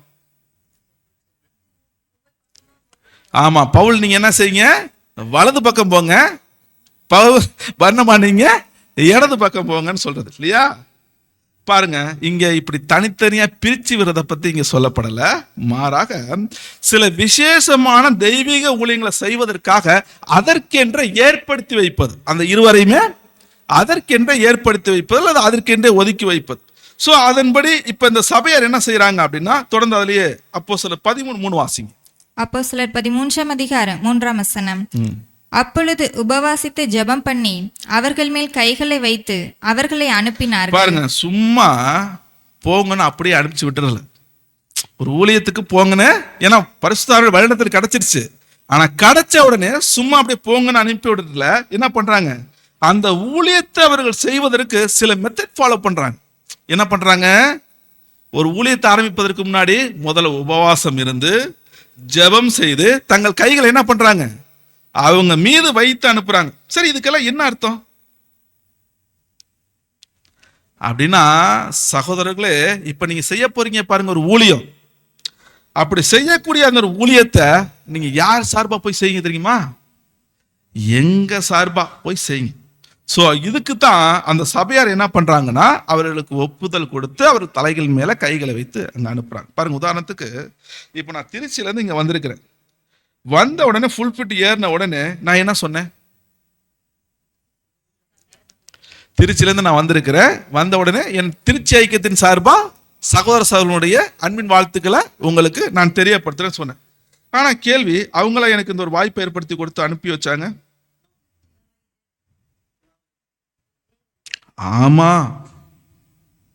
ஆமா, பாருங்க, அவங்க என்னை ஒரு ஊழியக்காரனாக ஏற்படுத்தி வச்சதுனாலதான் இன்னைக்கு நான் என்ன பண்ண தெரியுங்களா, தேவனுடைய வழிநடத்தல் இருக்கு, அதை நம்ம மறுக்க முடியாது. ஆனா அந்த வழிநடத்தல் எதன் மூலமா தான் கிடைக்கும், சபையின் மூலியமாக தான் கிடைக்கும். சோ அந்த வழிநடத்தல் அடிப்படையில் தான் ஒரு ஊழியக்காரனாக ஏற்படுத்தி வச்சதுனாலதான் உங்கள் மத்தியில் இப்ப நான் என்ன செய்ய முடியுது, சத்தியத்தை பகிர்ந்தளிக்க முடியுது. சரி, ஒருவேளை இந்த ஊழியத்தை என்னுடைய விருப்பத்துக்கு எதுவா நான் போய் செய்யறேன்னு சொல்லிட்டு நான் கிளம்பினா அது சரியா தவறா? நானே போறேங்க, நான் போய் நான் என்ன செஞ்சுட்டு வரேன், ஊழியம் பண்ணிட்டு வரேன்னு சொல்லிட்டு நானா இப்படி கிளம்பி போனா சரியா தவறா? தப்பு இல்லைங்க. அங்க பர்னபாவும் பவுலும் தேவன் எங்களுக்கு ஏற்படுத்தி கொடுத்துட்ட ஊழியத்துக்கு என்ன சொல்லியிருக்கலாம், சொல்லிட்டு அவங்க போய் செய்திருக்கலாம். ஆனா சபையே அப்படி அவர்களை தேர்ந்தெடுத்து அந்த ஊழியத்திற்கு அனுப்பி வைக்கும் போது அது மிகுந்த ஆசீர்வாதமாக இருக்கும். சும்மா இல்லைங்க, தேவனுடைய ஏற்பாடு சும்மா இல்லை. இப்படிலாம் சபை அரேஞ்ச்மெண்ட்ஸ் ஏற்படுத்தி வைக்கிறான்னு என்ன இருக்கு, அதுல மிகப்பெரிய ஆசீர்வாதம் இருக்குது சும்மா ஏற்படுத்தி வைக்கிறதுல, இல்லைங்களா? பாருங்க, ஆதி கால சபையில அப்படிதான் ஒவ்வொருவருமே அங்க செயல்பட்டு இருக்கிறாங்க. குறிப்பா அவங்க எந்த ஊழியத்திற்கென்று கிளம்பிட்டாலும் தங்களை என்ன பண்ணிடுவாங்க தெரியுங்களா, சபைக்கு ஒப்பு கொடுத்துருவாங்க. இன்னும் விசேஷமா சொல்லிட்டா, அவங்க எந்த ஊழியம் செய்துட்டாலும் எக்லீஷியாவோட இணைந்தே தான் செயல்படுவாங்க, இணைந்ததான் செயல்படுவாங்க. அதனாலதான் பாக்குறோம், அவர்கள் உபவாசித்து ஜெபம் செய்து அவர்கள் மேல் என்ன செய்யறாங்க, கைகளை வைத்து அங்க அனுப்புறாங்க. அதாவது எங்க சார்பா நீங்க போங்க. சோ இதுலதான் சகோதர சகோதரருடைய ஐக்கியம், சகோதர அன்பு, ஒருவர் ஒரு மதிக்குதல், சோ இதெல்லாம் அப்படியே அங்க அடங்கியிருக்கு. குறிப்பா இங்க இதுல தனிப்பட்ட சுய வெறுப்பு இதெல்லாம் வந்துடவே கூடாதுங்க. இதெல்லாம் பிரதர் வந்துட்டு இங்க வந்து கொஞ்சம் இந்த ஒரு பாயிண்ட்ஸ் எல்லாம் கொஞ்சம் ஸ்ட்ரெஸ் பண்ணி பேசுறாரு. பாரு, இப்ப நாம பேசுற விஷயம்லாம் சாதாரண விஷயம் இல்லைங்க. தேவனுடைய பரிசுத்த ஆவியினுடைய அந்த ஒரு வழிநடத்துதல்ல சபை இதை சரியா புரிந்து செயல்படும். சரி, இப்ப அடுத்து என்ன நடக்குதுன்னா வசனம் வாசிக்கலாம். அப்போஸ்தலர் 13:4-5 வாசிங்க. அப்போஸ்தலர் 13:4 அப்படியே அவர்கள் பரிசுத்த ஆவியினால் அனுப்பப்பட்டு செலுக்கியா பட்டணத்துக்கு வந்து கப்பல் ஏறி அங்கிருந்து சீப்புரு தீவுக்கு போனார்கள். சாலமி பட்டணத்தில் வந்தபோது அவர்கள் யூதருடைய ஜெப ஆலயங்களில் தேவ வசனத்தை பிரசங்கித்தார்கள். யோவானும் அவர்களுக்கு உதவிக்காரனாய் இருந்தான். பாருங்க, இப்ப இந்த ஒரு அந்தியாவில இருந்து இவங்க என்ன பண்ணிட்டாங்க, ஏன்னா பிரித்து விடுங்கன்னு சொல்றேன், அவங்க ஊழியத்திற்காக அனுப்பி வச்சுட்டாங்க. இப்ப ஊழியத்திற்கு கிளம்புறாங்க. அப்படி கிளம்பும் போது இவங்க 2 பேருக்கும் உதவிக்காரா யார் அனுப்புறாங்க? ஆமா, எருசலேமிலிருந்து கூட்டு வந்தாங்க இல்லையா, அந்த ஒரு மார்க் அங்க கூட அனுப்பி வைக்கிறாங்க. இப்ப இவங்க என்ன பண்றாங்க, இங்க இருந்து நேரா செலிக்கியா பட்டணம் வந்து அங்கிருந்து அங்க கப்பல் ஏறுறாங்க. அந்த செலிக்கியா பட்டணத்துல இருந்து நேரா எங்க போறாங்கன்னா சைப்ரஸ் தீவுக்கு அங்க போறாங்க. இது யாருடைய சொந்த ஊர் தெரியுங்களா? சைப்ரஸ் தீவு. ஆமா, பர்னபாவுடைய சொந்த ஊர். பாருங்க, இப்ப இந்த தீவுல சாலமீன்கிற ஒரு பட்டணத்துல யூதர்களுடைய ஜெப ஆலயத்துல அவருடைய அந்த முதலாம் பிரயாணம், அந்த ஊழியத்துடைய பிரயாணம் அங்க ஸ்டார்ட் ஆகுது. சரி, இங்க இந்த ஆலயத்துல இவர்கள் ஏன் போய் பிரசங்கம் பண்ணணும்? ஏன் ஆலயத்துல தான் போய் பிரசங்கம் பண்ணணுமா? மற்ற இடங்கள்லாம் பிரசங்கம் பண்ண ஆகாதா? எதுக்காக அந்த ஆலயத்துல போய் அவங்க பிரசங்கம் பண்ணணும்? ஆமா, பாருங்க, அப்படி கேட்டா அங்கதான் தெய்வ பக்தியுள்ள ஜனங்க கூடி வருவாங்க. மேலும் அவர்கள் எல்லாம் தங்களுடைய சொந்த இனத்தார். சோ அதனால அவங்க என்ன பண்ணிருக்கிறாங்க, ரொம்ப ஞானமா செயல்பட்டு இருக்காங்க. அது மட்டும் இல்ல, இந்த யூதர்களை சில பேரையாவது ரட்சிப்புக்குள்ள கொண்டு வந்துடுங்கிற ஒரு விருப்பம் பர்னபாவுக்கும் பவுலுக்கும் அங்க இருந்துச்சு. அதனாலதான் அவங்க என்ன பண்ணாங்கன்னா, ஒவ்வொரு ஊர்களுக்கு போகும்போது அங்க இருக்கக்கூடிய ஜெபாலயத்துல தான் அவங்க வந்துட்டு போய் முதலாவது பிரசங்கம் அங்க பண்ணுவாங்க. அதிலே தொடர்ந்து நீங்க 13ஆம் அதிகாரத்துல வசனங்கள் 6-7 வாசிங்க. அப்போஸ்தலர் 13ஆம் அதிகாரம் வசனம் 6 முதல். அவர்கள் பாப்போ பட்டணம் வரைக்கும் தீவை கடந்து வந்தபோது பரியேசு என்னும் பெயர் கொண்ட மாய வித்தைக்காரனும் கள்ள தீர்க்கதரிசியுமான ஒரு யூதனை கண்டார்கள். அவன் விவேகமுள்ள மனுஷனாகிய செர்கியூ பவுல் என்னும் அதிபதியுடனே கூட இருந்தான். அந்த அதிபதி பர்னபாவையும் சவுலையும் அழைப்பித்து அவர்களிடத்தில் தேவ வசனத்தை கேட்க ஆசையா இருந்தான். இப்ப அடுத்து என்ன ஒரு நடக்குதுன்னா, இப்ப அடுத்து அந்த சாலமி பட்டணத்துல இருந்து அந்த தீவினுடைய கடைசி பகுதியாகிய பாப்போ பட்டணத்துக்கு வராங்க. பாருங்க, இதெல்லாம் வந்து ஒரு கடல் வழி சார்ந்துட்ட பிரயாணம். நீங்க மேப் போட்டீங்கன்னா நீங்க அதில் நீங்க பார்க்கலாம். மேலும் இங்க யார் இருக்கிறா அப்படின்னா, மாயவித்தை காரணம் கள்ள தீர்க்கதரிசியும் ஆகிய ஒரு யூதன் அங்க இருக்கிறார். சோ இந்த ஒரு பட்டணத்தினுடைய அதிபதியை யார் இருக்கிறாங்க அப்படின்னா, செர்கியூ பவுல். இவர் வந்துட்டு ஒரு ரோம கவர்னர். பாருங்க, இவருக்கு ஏன்னா பர்னபா வராங்க, சில காரியங்கள் அங்க பேசுறாங்க, இதெல்லாம் யார் கவனிச்சிருக்குன்னா அந்த ரோம கவர்னர் கொஞ்சம் கவனிச்சிருக்கணும். சோ அப்படி கவனிச்சதுனால இவருக்கு வந்துட்டு இந்த பர்னபாவையும் சவுலையும் கூட்டி வச்சு அவங்க கிட்ட தேவ வசனங்களை கேட்பதற்கு ஒரு ஆசை வந்துருச்சு அந்த ஒரு கவர்னருக்கு. இது வந்து யாருக்கு பிடிக்கல அப்படின்னா, அதே இடத்துல காணப்படக்கூடிய அந்த மாயவித்தைக்காரனுக்கு பிடிக்கல. அதனால என்ன பண்ணிட்டாரு அப்படின்னா, பர்னபாவுக்கும் சவுலுக்கும் அங்க எதிர்த்து நிற்கிறார். அப்ப சவுல் வந்து பாத்தீங்கன்னா பரிசுத்த ஆவியினால நிறைஞ்சு அப்படியே அவனை உற்று நோக்கி பார்ப்பார். உற்று நோக்கி பார்த்து சில வார்த்தைகள் பயங்கரமாங்க கடிந்து கொண்டு சில வார்த்தைகள் பேசுவார். இப்படி பேசும்போது அந்த மாயக்கனுடைய கண்கள் என்ன ஆயிடும், அங்க போயிடும். சரி, இப்ப இங்க பவுல் கூடவே இருந்தார் இல்லையா பர்னபா, அவர் என்ன பண்ணிருப்பாரு? கவர்னர் கேட்கணும்னு விருப்பப்பட்டாரு. பேசுவதற்காக இவங்க முயற்சி எடுக்கலான்னும் போது யார் இடையில தடுக்கிறா?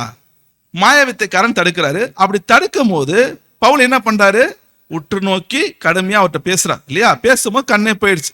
இப்ப கூடவே இருந்த பர்னபா என்ன பண்ணிருப்பாரு? Keep silent. அவரு ஒன்னும் பண்ணல, கூட அமைதியா நிக்கிறார். பாருங்க, இந்த ஒரு ஊழியத்துல இதுவரைக்கும் நம்ம பார்த்துட்டு வந்த இதுவரைக்குமே அவர்களுக்குள்ள எந்த விதமான ஒரு கருத்து வேறுபாடு இல்லை, ஒரு பொறாமை இல்லை, அவருக்குள்ள இன்னும் இல்லை சண்டை கூட இல்லை. மாறாக பர்னபா என்ன பண்றாரு அப்படின்னா, அவருடைய ஊழியத்தினுடைய அந்த ஒரு வாய்ப்புல எந்த அளவுக்கு தன்னுடைய நண்பனுக்கு தன்னுடைய சகோதரனுக்கு அங்க துணை நிற்க முடியுமோ அந்த அளவுக்கு என்ன பண்றாரு, ஊக்குவிக்கிறார். நீங்க பண்ணுங்க சவுல், நான் கூட உங்களுக்கு நிற்கிறேன் அப்படின்னு ஊக்குவித்து துணை நிற்கிறார். இன்னும் விசேஷமா சொல்லிட்டா, அவருக்கு ஒரு உண்மையான நண்பனாக சகோதர சிநேகத்தோடு இந்த ஒரு பர்னபா காணப்பட்டார். பாருங்க, இதெல்லாம் பவுலுடைய அந்த முதலாம் ஊழிய பிரயாணத்தினுடைய ஆரம்பம் முதல் முடிவு வரைக்கும் நீங்க அப்படியே கவனித்து பார்க்கலாம். அவருக்குள்ள அந்த ஒரு ஒரே ஆவி, அந்த ஒரு ஒன்னஸ் இருக்கும் அங்க இருக்கும். அது மட்டும் இல்ல, இது வரைக்குமே இந்த ஒரு சம்பவம் வரைக்குமே அங்க வேதத்துல எப்படி பதிவுபட்டிருக்குன்னா பர்னபா சவுல், பர்னபா சவுல் இருந்தது. இதுக்கப்புறம் எப்படி மாறினோம்னா அப்படியே ஒட்டாவ மாறி, அதாவது இந்த சம்பவத்துக்கு அப்புறம் பவுல் பர்னபான்னு அங்க குறிப்பிடப்பட்டிருக்கும். ஸோ அந்த அளவுக்கு பரிசுத்தாவினால் நிறைஞ்சு இங்க முழு அதிகாரத்துல பிசாசின் மகனேன்னு அங்க பேசுவார். ஆனா இதுக்கு முன்னாடி பார்த்தீங்கன்னா இப்படிப்பட்ட ஊழியத்தை அவர் எங்கேயுமே செய்யல. சுவிசேஷம் அறிவிப்பார், உடனே அங்க என்ன அவருக்கு எதிர்ப்புகள் அங்க வந்துடும், உடனே அந்த ஊரை விட்டு அவங்க கிளம்பிடுவாங்க. இப்படிதான் அவருடைய ஊழியத்தினுடைய சில வருடங்கள் கடந்து போச்சு. ஆனா அந்த அந்தியோகிய சபையில பரிசுத்தாவினுடைய உணர்த்துதல் பெற்று சபையே அந்த ஊழியத்திற்கென்று அவர் ஏற்படுத்தி அனுப்பும் போது பவுலுடைய ஊழியம் இன்னும் ரொம்ப சீரியஸாக. இதனாலதான் அந்த சத்தியத்திற்கே உரிய அந்த ஒரு வைராக்கியம் அவர்கிட்ட இருந்து அங்க வெளிப்படுது. பாரு, இந்த ஒரு வைராக்கியம் தான் கடைசி காலத்துல வாழ்ந்து கொண்டு இருக்கக்கூடிய நமக்கு மிக மிக அவசியம். சும்மா அங்க அவர் பேசலை, ஏதோ பேசணும் பேசல, எதன் அடிப்படையில் பேசுறாரு? தேவன் மீது கொண்டிருந்த வைராக்கியத்துல அந்த மாயவித்தைக்காரன்ட்ட பேசுனாரு என்ன ஆயிடுச்சு? கண்ணே போயிடுச்சு. காரணம், தேவன் மீது அவர் கொண்டிருந்த வைராக்கியம். இதே வைராக்கியம் கடைசி காலத்துல வாழ்ந்து கொண்டிருக்கக்கூடிய நம்ம கிட்ட என்ன இருக்கணுங்க, மிக மிக அவசியம். ஆனா இன்னைக்கு நாம வைராக்கியமா என்ன நினைச்சிட்டு இருக்கோம் தெரியுங்களா? நம்ம வேதமானவர் மத்தியிலேயே அநேகருக்கு வைராக்கியம்னா என்னன்றதே புரியறது இல்லை. அவங்க என்ன நினைச்சிட்டு இருக்கிறாங்க அப்படின்னா, பிரதர் எங்க வீட்டு கல்யாண பத்திரிக்கை வைக்க வந்தாங்க பிரதர், ஞாயிற்றுக்கிழமெல்லாம் நான் ஆராதனை விட்டு நான் வரமாட்டேன்னு சொல்லிட்டேன் பிரதர். கோயில்ல வரி கட்டுன்னு சொன்னாங்க பிரதர், ஐயோ நானும் தரமாட்டேன்னு சொல்லிட்டேன் பிரதர். தீபாவளி பலகாரம்லாம் கொண்டு வந்து கொடுத்தாங்க பிரதர், நான் அதெல்லாம் வாங்க மாட்டேன்னு சொல்லிட்டேன் பிரதர். ஏன்னா எதுக்காகமா?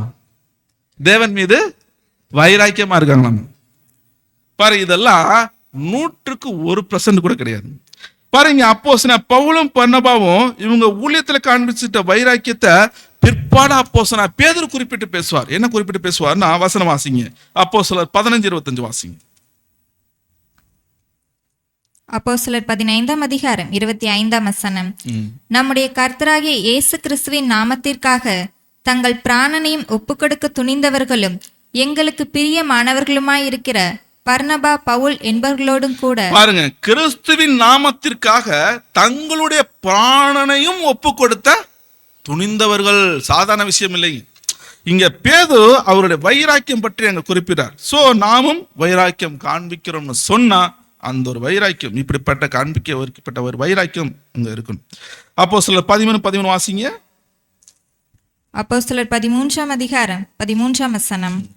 பின்பு பவுலும் அவனை சேர்ந்தவர்களும் பாப்போ பட்டணத்தை விட்டு கப்பல் ஏறி பம்பிலியாவில் இருக்கும் பெர்கே பட்டணத்துக்கு வந்தார்கள்.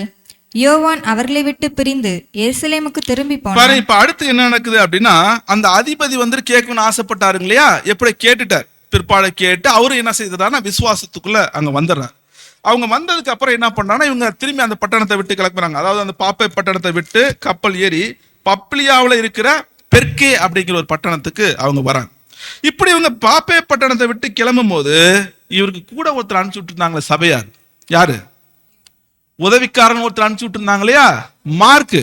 அவர் என்ன பண்ணிட்டாரு? இவங்க அனுப்பி வச்சாங்களா இல்ல அவரா போயிட்டாரா? அவரா போயிட்டாருங்க. ஏன் போயிட்டாரு? ஊழியத்துக்கு தானே அனுப்பிச்சு விட்டாங்க. அனுப்பி விட்டவர் ஏன் அவர் போயிட்டாரு அப்படின்னா, இந்த மார்க் ஒரு வாலிப வயதுல ஒரு ரொம்ப கொஞ்சம் சில வயசு அப்படின்னா அவருக்குள்ள ஏதோ ஒரு பலவீனங்களோ அல்லது விசுவாச குறைவுகள் அங்க ஏற்பட்டிருக்கு. குறிப்பா இங்க இந்த ஒரு ஊழியத்திற்கென்று சபை மார்க்குவை ஏற்படுத்தி அனுப்பும் போது அதை விட்டுட்டு அவர் பாதியிலேயே திரும்பி வந்துடுறாரு அப்படின்னா, அவர் அந்த ஊழியத்தை என்ன பண்ணல, சரியா அண்டர்ஸ்டாண்ட் பண்ணல. சபையார் இனி எந்த அளவுக்கு ஏற்படுத்தி இந்த ஊழியத்துக்கு வாய்ப்பு கொடுத்திருக்கிறாங்க அப்படிங்கிறத, இது எப்படிப்பட்ட கனமுள்ள மொழிங்கிறத அவர் என்ன பண்ணல, சரியா அண்டர்ஸ்டாண்ட் பண்ணல. ஏன்னா பாருங்க, பிற்பாடு அப்போஸ்தலன் பவுல் 15:38 இதெல்லாம் குறிப்பிட்டு காண்பிப்பார். பாருங்க, இதன் மூலம் நமக்கு என்ன பாடம் அப்படின்னா, சபை ஒருவரை ஊழியத்திற்கென்று ஏற்படுத்தி வச்சுட்டா அவர் அதுல என்ன காண்பிக்கணும், உண்மை காண்பிக்கணுங்க. ஏற்படுத்தி வச்சுட்டா உண்மை காண்பிக்கணும், விட்டுட்டு ஓடிடக்கூடாது. இன்னைக்கு ஒரு சில சபைகளை பார்த்தீங்க அப்படின்னா, உதவிக்காரராக 4 பேரு 5 பேரு 10 பேர் கூட சில சபைகளை தேர்ந்தெடுக்கிறாங்க, ஏற்படுத்தி வைக்கிறாங்க. ஆனா அதுல உண்மையா அந்த ஊழியத்தினுடைய தாற்பயம் புரிந்து வேலை செய்கிறது யார் அப்படின்னா, நிச்சயமா ஒருத்தரோ 2 பேர் தான் இருப்பாங்க. சரி, அப்ப தொடர்ந்து என்ன அடுத்ததுல வாசிங்க. அப்போஸ்தலர் 13:14 வரைக்கும் வாசிங்க. அப்போஸ்தலர் 13ஆம் அதிகாரம் வசனம் 14 முதல். அவர்கள் பெர்கே பட்டணத்தை விட்டு புறப்பட்டு பிசித்தியா நாட்டிலுள்ள அந்தியோகியாவுக்கு வந்து ஓய்வு நாளிலே ஜெப ஆலயத்தில் பிரவேசித்து உட்கார்ந்தார்கள். நியாயப்பிரமாணமும் தீர்க்க தரிசன ஆகமமும் வாசித்து முடிந்த பின்பு, சகோதரரே, நீங்கள் ஜனங்களுக்கு புத்தி சொல்ல விரும்பினால் சொல்லுங்கள் என்று சொல்லும்படி ஜெப ஆலய தலைவர்கள் அவரிடத்தில் ஆள் அனுப்பினார்கள். அப்பொழுது பவுல் எழுந்திருந்து கையமர்த்தி, இஸ்ரவேலரே, தேவனுக்கு பயந்து நடக்கிற சகல ஜனங்களே. பாரு, இப்ப என்ன நடக்குது அப்படின்னா, இந்த பெர்கே பட்டணத்துல இருந்து அடுத்து பிசிதியா நாட்டில் உள்ள அந்தியோகியா அப்படிங்கிறதுக்கு வராங்க. அந்தியோகியா இந்த ஒரு பட்டணத்துக்கு வராங்க. அவங்க எங்க இருந்து கிளம்புனாங்க? எங்க இருந்து கிளம்புனாங்க? அவங்க எந்த சபையில இருந்து கிளம்பி வந்தாங்க? எருசலேம்ல இருந்தா? போச்சு போங்க. எந்த சபை? எந்த சபையை அனுப்பிவிட்டதுன்றதே மறந்துட்டீங்களா? கிறிஸ்தவருங்கிற பேர் எந்த சபைக்கு கொடுக்கப்பட்டுச்சு? ஆமா. அப்ப அவங்க எங்க இருந்தா கிளம்பி வந்தாங்க? அந்தியோகியால இருந்து கிளம்பி வந்தாங்க. இப்ப இங்க என்ன வாசிக்கிறோம்? பிசிதியா நாட்டில் உள்ள அந்தியோகிக்கு வராங்க. அப்படின்னு என்ன அர்த்தம்? திரும்பி அவங்க அந்த சொந்த சபைக்கே போயிட்டாங்களா? அப்படி இல்லை. பாருங்க, அவங்க கிளம்பின அந்த அந்தியோகியா அப்படிங்கிறது அது சிரியாவில் இருக்கக்கூடிய ஒரு பட்டணம். சிரியா தேசத்துல காணப்படக்கூடிய பட்டணம். இங்கே நம்ம பார்க்கிறது எங்க இருக்கு அப்படின்னா, துருக்கியில இருக்கக்கூடிய, சேம் பேர் ஒரே பேர் தான், ஆனா பட்டணங்கள் மாறுது. துருக்கியில இருக்கக்கூடிய ஒரு பட்டணம் அந்தியோ. சோ அப்படி அங்க போய் ஒரு ஓய்வு நாள்ல ஜெப ஆலயத்துல போயிட்டு அவங்க பிரவேசித்து உட்கார்ந்து இருக்கிறாங்க. அப்ப என்ன நடக்குதுன்னா, அங்க உள்ள ஜெப ஆலயத்தின் தலைவர் என்ன பண்றாரு, நியாயப்பிரமாணத்தை எடுத்து அவரெல்லாம் வாசிச்சுறார். வாசித்து எல்லாம் முடிச்சுட்டு இப்ப பாக்குறார். ஏன்னா பவுல் பண்ண நல்ல அறிமுகங்கள் சில விஷயங்கள் பேசிட்டதுனால அவங்கள கூப்பிட்டு, நீங்க என்ன செய்யுங்க, நீங்க ஏதாவது ஒரு ஸ்பீச் கொடுங்க, ஒரு டாக் பண்ணுங்க அப்படின்னு சொல்லிட்டு அங்க கொடுக்குறாங்க. இப்ப யார் பேச ஆரம்பிக்கிறா அப்படின்னா, அப்போஸ்தலனாகிய பவுல் அங்க பேசுறார். இது வரைக்குமே யார்தான் ஊழியங்கள் பண்ணிட்டு இருக்கிறா? பவுல். ஒவ்வொரு இடத்துலயுமே பேசுறது, ஊழியங்கள் பண்றது எல்லாம் பண்ணிட்டு இருக்க யார் தான்? பவுல். இங்க யார் தான் பண்ணிட்டு இருக்கிறா? பவுல். பண்ணமா என்ன பண்றாரு? இங்கேயும் அவருக்கு ஒரு உற்ற நண்பனாக அமைதியா இருக்கிறார். இங்க பவுல் என்ன பண்றாங்கன்னா, ஒரு நீண்ட பிரசங்கம் பண்றாரு. அதாவது அவர் எப்படி ஆரம்பிக்கிறாருன்னா, எகிப்து தொடங்கி கர்த்தருடைய மரணத்தின் மூலம் வரக்கூடிய ரட்சிப்பு வரைக்கும் ஒரு நீண்ட பிரசங்கம் அங்க பேசுறார். இதனால பேசி முடிக்க இதனால என்ன நடக்குது அப்படின்னா, வசனங்கள் வாசிங்க. அப்போஸ்தலர் 13ஆம் அதிகாரம் வசனங்கள் 42ல இருந்து 44. 42 மற்றும் 44 ரெண்டு மட்டும் வாசிங்க. அப்போஸ்தலர் 13ஆம் அதிகாரம் 42ஆம் வசனம். அவர்கள் யூதருடைய ஜெபாலயத்திலிருந்து புறப்படுகையில் அடுத்த ஓய்வு நாளிலே இந்த வசனங்களை தங்களுக்கு சொல்ல வேண்டும் என்று புறஜாதியார் வேண்டிக் கொண்டார்கள். 44ஆம் வசனம். அடுத்த ஓய்வு நாளிலே கொஞ்சம் குறைய பட்டணத்தார் அனைவரும் தேவ வசனத்தை கேட்கும்படி கூடி வந்தார்கள். பாருங்க, இப்படி அவர்கள் வந்துட்டு என்ன பண்றாங்கன்னா, பேச வாய்ப்பு கொடுத்ததுனால பேசி முடிச்சுட்டாங்க. அப்படி பேசி முடிச்சுட்டு கிளம்பும் போது அங்க அந்த இடத்துலயே சில புறஜாதி ஜனங்களும் இருந்திருக்கிறாங்க.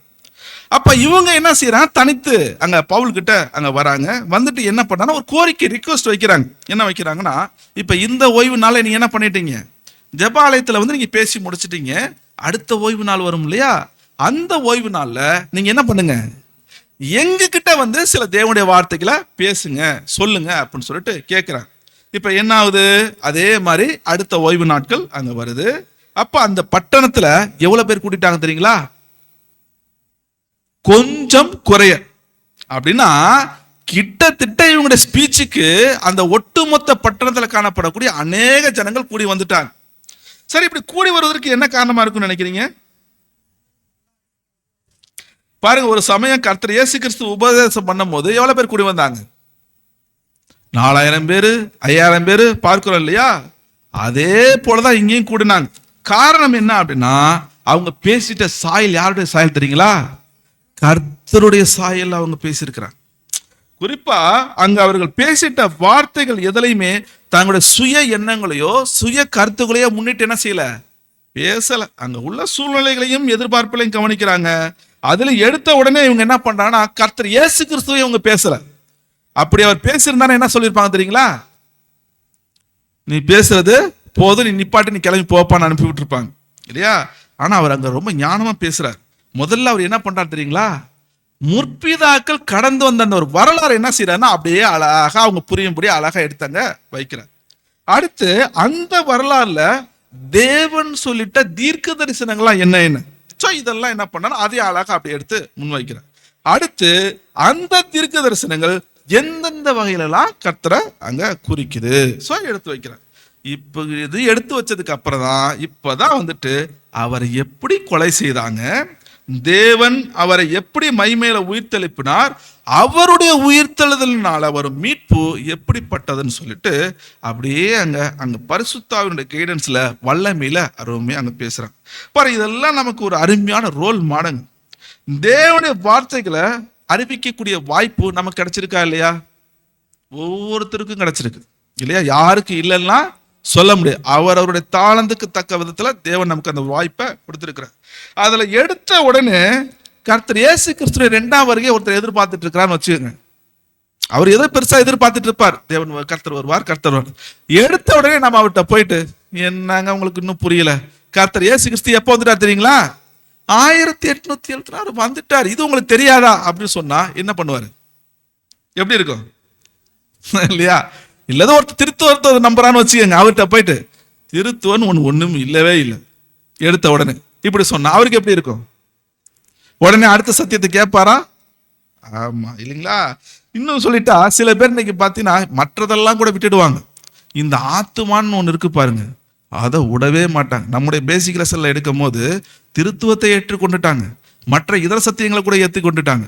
ஆனா அந்த ஆத்துமாங்கிற விஷயத்தை அவங்களால அங்கீகரிக்கவே முடியல, நம்ப மாட்டாங்க. அப்ப அப்படிப்பட்டவர்கள்ட்ட போயிட்டு நீங்க நினைக்கிற மாதிரியான ஆத்துமா ஒன்று இல்லவே இல்லைன்னு சொன்னா எப்படி இருக்கும் இல்லையா? ஏமாட்டாங்க. பாருங்க வாய்ப்புகள் கிடைச்சிட்டா அதை ரொம்ப ஞானமா சூழ்நிலைக்கு ஏற்ற மாதிரி பேசணும். அதே சமயம் சில சமயத்துல நம்ம என்ன செஞ்சிடும், வாக்குவாதம் வருகிற மாதிரி கூட நம்ம என்ன செஞ்சிடும், நம்ம பேசிடுவோம். ஸோ அப்படிப்பட்ட கருத்துக்களும் கூட மஞ்சள் பாரு, இதெல்லாம் பரிசுத்தாவி நம்ம யூஸ் பண்ணணும். சும்மா ஏதோ மைண்டுக்கு தோணுதெல்லாம் பேசக்கூடாது. சரி, இப்ப அடுத்து என்ன ஆகுது அப்படின்னா, அங்க கூடி வரக்கூடிய ஜனக்கூட்டத்தை இப்ப பயங்கர கூட்டம் கேட்கணும்னு வந்துட்டாங்க. கூட்டம் வந்ததுனால இப்ப பேசணும்னு முயற்சி எடுக்கும் போது இந்த கூட்டத்தை பார்த்து யார் பொறாமப்படுறாரு தெரியுங்களா? அங்க காணப்படக்கூடிய அந்த யூதர்கள் என்ன பண்றாங்க, சில பேர் பயங்கர பொறாமப்பட ஆரம்பிச்சிட்டாங்க.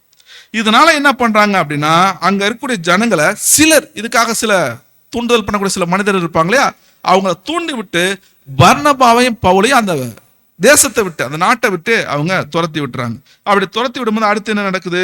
அப்போஸ்தலர் 13:51 வாசிங்க. அப்போஸ்தலர் 13ஆம் அதிகாரம் 51ஆம் வசனம். இவர்கள் தங்கள் கால்களில் படிந்த தூசியை அவர்களுக்கு எதிராக உதறி போட்டு இக்கோனியா பட்டணத்துக்கு போனார்கள். பாருங்க, அடுத்து இவங்க வந்துட்டு அந்தியோகியா விட்டுட்டு இப்ப எங்க வந்துட்டாங்க? இக்கோனியா பட்டணத்துக்கு வராங்க. அந்த இக்கோனியா பட்டணத்துல ஊழியம் செய்யும் போது அங்கேயும் சில விசுவாசிகள் வராங்க. தொடர்ந்து அப்படியே உங்களை என்ன செய்யிருக்கிறாங்க, பின்தொடர்ந்தே சில பேர் வந்துகிட்டே இருந்திருக்கிறாங்க. அங்கேயும் என்ன ஆயிடுச்சுன்னா சில பிரச்சனைகள் வந்துருச்சு. அதுவும் அந்த யூத ஜனங்க இவங்களை வந்துட்டு கல்லறியக்கூடிய அளவுக்கு சில காரியங்கள்லாம் அங்க கடந்து போயிடுச்சு. இப்ப இங்க இருந்து என்ன பண்றாங்கன்னா கிளம்புறாங்க. அடுத்து லிக்கவோனியா பட்டணத்துல இருக்கக்கூடிய லீஸ்திரா போய் அங்க இருந்து என்ன பண்றாங்க, அப்படியே திரும்பி போறாங்க. அதுல இருந்து லீஸ்திராவில தான் ஒரு மிக முக்கியமான ஒரு சம்பவம் நடக்குது. வாசிங்க. அப்போஸ்தலர் 14ஆம் அதிகாரம் வசனங்கள் 8-12. அப்போஸ்தலர் 14ஆம் அதிகாரம் வசனம் 8 முதல். லீஸ்திராவிலே ஒருவன் தன் தாயின் வயிற்றிலிருந்து பிறந்தது முதல் சப்பானியா இருந்து ஒருபோதும் நடவாமல் கால்கள் வழங்காதவனாய் உட்கார்ந்து பவுல் பேசுகிறதை கேட்டுக்கொண்டிருந்தான்.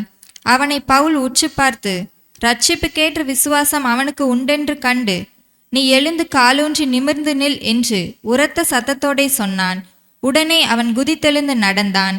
பவுல் செய்ததை ஜனங்கள் கண்டு, தேவர்கள் மனுஷரூபம் எடுத்து நம்மிடத்தில் இறங்கி வந்திருக்கிறார்கள் என்று லிக்கவோனியா பாஷையிலே சத்தமிட்டு சொல்லி, பர்னபாவை யூபித்தர் என்றும் பவுல் பிரசங்கத்தை நடத்தினவன் ஆனபடினால் அவனை மெர்க்குரி என்றும் சொன்னார்கள். பாருங்க என்ன நடக்குது அப்படின்னா, ஒரு சப்பானியை என்ன பண்ணிட்டாங்க, பவுல் குணப்படுத்திட்டார் இல்லையா? இத அங்க இருக்கக்கூடிய ஜனங்க பார்த்துட்டு அவங்க என்ன ஒரு முடிவு எடுத்துட்டாங்க அப்படின்னா, பர்னபாவுக்கு ஒரு பேர் கொடுக்குறாங்க. என்ன பேர் கொடுக்குறாங்க? ஜூபிடர் இல்லையா? பவுலுக்கு மெர்க்குரி. கேள்விப்பட்டிருக்கீங்களா இந்த ஜூபிடர் மெர்க்குரி? ஆமா, பாருங்க, அந்த ஜூபிடர் அப்படிங்கிறது அது ஒரு பெரிய கோளுங்க, பெரிய கோள். இந்த மெர்க்குரி அப்படிங்கிறது அந்த பெரிய கோளுக்கு அருகாமையில் இருக்கக்கூடிய ஒரு சின்ன கிரகம். ஸோ இந்த கிரகங்களை தான் அவங்க என்ன பண்ணிட்டு இருக்காங்க அப்படின்னா, தெய்வங்களாக நினைச்சு அங்க பலியிட்டு வணங்கிட்டு இருந்தாங்க. இப்ப இவங்க 2 பேரையும் பார்த்து, அதாவது இந்த 2 பேர் செய்துட்ட செயலை பார்த்து இவங்க என்ன பண்ணிட்டாங்க, என்ன செய்ய ரச்சிட்டாங்க அப்படின்னா, பாருங்க, பர்னபா பார்த்தீங்க அப்படின்னா அவர் நல்ல குண்டு மனிதர், நல்ல ஒரு குண்டு மனிதர், கொஞ்சம் வயதானவர். அடுத்து பவுல் பார்த்தீங்கன்னா அவர் எப்படி இருப்பாரு? பார்த்துருக்கோமே, படிச்சிருக்கோமே.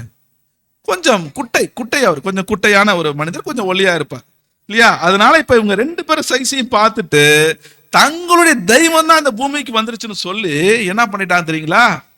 ஒரு எரும மாட்டை பிடிச்சி அதுக்கு மாலையெல்லாம் மாத்தி கொண்டு வந்து அந்த பவுலுக்கு முன்னாடியும் பர்னபாவுக்கு முன்னாடியும் பலியிடுவதற்கு ஆயத்தமாயிட்டாங்க. சரி, பவுலும் பர்னபா என்ன பண்ணாங்க? இத பார்த்த உடனே அவங்களுக்கு பயங்கர ஷாக்கு. என்ன பண்றாங்க? தங்களுடைய வஸ்திரத்தெல்லாம் கிழிச்சுக்கிட்டு அப்படியே உத்தடிச்சு ஓடுறாங்க. ஏன்? நின்னா என்ன பண்ணிடுவாங்க? வெட்டி சாச்சிடுவாங்க. அதாவது தேவனுக்கு முன்னால நாங்க ஒன்றுமே இல்லைங்கிறத இங்க பவுல் மற்றும் பர்னபா இருவருமே தங்களை எந்த அளவுக்கு மட்டுப்படுத்த முடியுமோ மட்டுப்படுத்தி காண்பிக்கிறாங்க. பாருங்க, இன்னைக்கு சபையில வந்துட்டு சிலர் சொல்லுவாங்க, பிரதர் நீங்க மூப்பரா இருக்கிறதுனாலதான் பிரதர் சபை சபையா இருக்குது.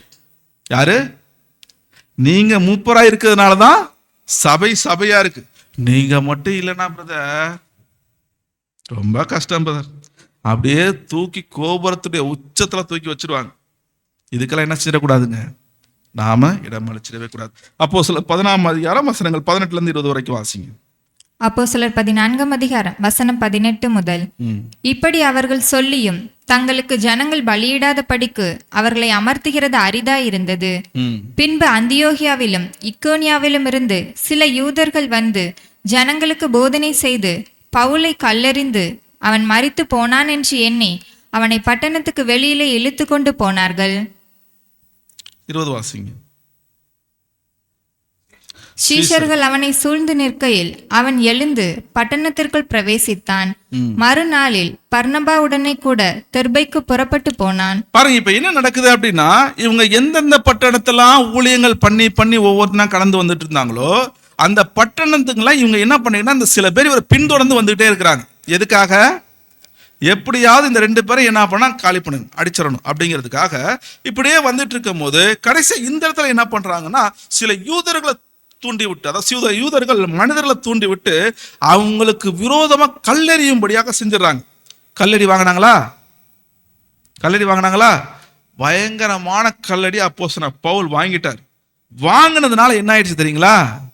சுத்தமா மயக்கம் போட்டு கீழே வந்துட்டார். இப்ப வந்து பாக்குறாங்க, பார்த்தா அப்படி கிடக்குறாரு, செத்து போயிட்டாரு, அவ்வளவுதான் முடிஞ்சு போச்சு தொல்லை, அவ்வளவுதான் அப்படின்னு சொல்லிட்டு எப்படி கொண்டு போனாங்க தெரியுங்களா? நல்லா பெட்டெல்லாம் வச்சு கொண்டு போய் போட்டாங்களா? தரன்னு சொல்லிட்டு இழுத்துக்கிட்டு போய் என்ன பண்ணிட்டாங்க? பட்டணத்துக்கு வெளியில போட்டுட்டாங்க. ஆனா பவுல் என்ன பண்ணிட்டாரு? என்ன பண்ணாரு? ஐயோ, இப்ப பவுல் சடனா எழுந்திருச்சு திரும்பி அந்த பட்டணத்துக்குள்ளார போய் மறுநாள் என்ன பண்றாருன்னா அங்க இருந்து பர்னபாவோட தெர்பைக்கு புறப்பட்டு அவர் போயிட்டார். ஆனா அது எப்படி? நமக்கு ஆச்சரியமா இருக்கா இல்லையா? பாரு, கல்லடி அப்படின்னு சொல்லும் போது யாரோ வாங்கியிருக்கீங்களா கல்லடி? பாரு, கல்லடிலாம் சும்மா இல்லைங்க. சும்மா ரோட்ல போகும்போது ஒரு சின்ன கல் எடுத்து அப்படி சும்மா தட்டி விட்டாலே போதும், அதுவே நமக்கு அப்படி இருக்கும். ஆனா ஒட்டு நிறைய ஜனங்கள் சேர்ந்து கல்லுலே வச்சு தாக்குன்னு தாக்கி இருக்கிறாங்கன்னா எப்படி ஆயிருக்கும்? அவரு செத்து போயிருக்கணுமா இல்லையா? போயிருக்கணும். ஆனா என்ன ஆயிடுச்சு? அவரு சடனா எழுந்திருச்சு பர்மா கூட்டு கிளம்பி போயிட்டு இருக்கிறாரு இல்லைங்களா? பாருங்க, இதை பற்றி பிரதர் என்ன சொல்றாங்களா, நம்முடைய 7ஆம் தூதன் என்ன சொல்றாங்க அப்படின்னா இது ஒரு மிராக்கல்னு சொல்றாரு. மேலும் பவுல் இங்க கல்லடி வாங்கினதை பிரதர் எப்படி குறிப்பிடுறாரு அப்படின்னா, இவர் வந்துட்டு இந்த அனுபவம் வாங்கும் போது ஏற்கனவே இவரால் ஒருத்தர் கல்லெறியப்பட்டார்ல, யாரு? ஸ்தேவான். அந்த ஸ்தேவானை இப்ப அவர் என்ன செஞ்சிருக்கணுமாமா? நினைச்சு பார்த்திருக்கணும் சொல்றார். அதாவது ஃபர்ஸ்ட் இந்த ஒரு காரியம் அவருக்கு ஒரு சோர்வு மாதிரி வந்திருக்கும். பாருங்க, ஊழியத்துல கடந்து வந்துட்டே இருக்கும் போது சோர்வு இல்லைன்னா என்ன ஆயிடும்? பிரச்சனைகள் இல்லைன்னா என்ன ஆயிடும்?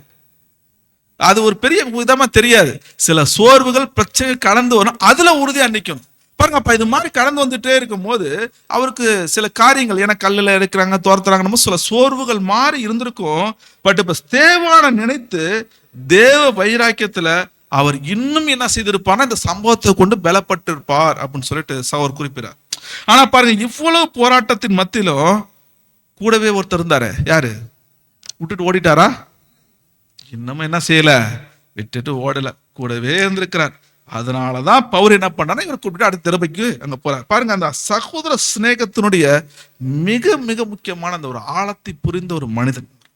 தன்னால தன் உடன் சகோதரனுக்கு எந்த அளவுக்கு துணை நிற்க முடியுமோ நிற்கிறார். பாருங்க, இப்படி இந்த ஒரு அனுபவம் கடந்த பின்பு என்ன பண்றாங்கன்னா, அப்படியே தெருபை போய் அங்கேயும் சுவிசேஷத்தை அறிவித்து சிலர் என்ன செய்யறாங்கன்னா சீசர்ல ஆக்குறாங்க. பின்பு அப்படியே என்ன செய்யறாங்க, இப்ப வந்த வழியே ரிட்டர்ன் ஆகுறாங்க. கடைசியா திரும்ப போயிட்டு வந்த வழியாவே ரிட்டர்ன் வராங்க. அப்படி வரும்போது அவர்கள் ஏற்படுத்தி வைத்த சபை இருக்குங்க இல்லையா, போகும்போது என்ன செய்யறாங்கன்னா ஊழியங்கள் பண்றாங்க. ஊழியங்கள் பண்ணி சபைகளை ஏற்படுத்தி அப்படியே போயிட்டு திரும்பி வந்த வழியா வரும்போது என்ன பண்ணாங்க தெரியுங்களா? சபைகள்ல என்ன பண்ணாங்க படிச்சிருக்கீங்களா? ஆறுதல் படுத்தலைங்க, அந்தந்த சபைகள்ல மூப்பர்களை ஏற்படுத்தி வைத்தாங்க. மூப்பர்களை ஏற்படுத்தி வச்சுட்டு அப்படியே வராங்க. சரி, இந்த ஒரு காரியத்தை அவங்க ஏன் செய்யணும்னு கேட்டா, அவசியமான்னு கேட்டா, ஆமாங்க, இது ஒரு தெய்வீக ஒழுங்குமுறை, இது ஒரு சபைக்கு தேவைங்கிறத உணர்ந்ததுனாலதான் அதை மிகுந்த கனத்தோடும் பயபக்தியோடும் அங்க செய்தாங்க. சரி, இப்படியே என்ன பண்றாங்கன்னா பிசிதியா, பப்ளியா, பெர்கே அப்படியே அதன் வழியாக அத்தாலியா பட்டணம் வந்து அங்க என்ன பண்றாங்கன்னா தங்களுக்கு கிடைச்சிட்ட அந்த ஒரு ஊழியத்தினுடைய வாய்ப்பை நிறைவு செய்யறாங்க.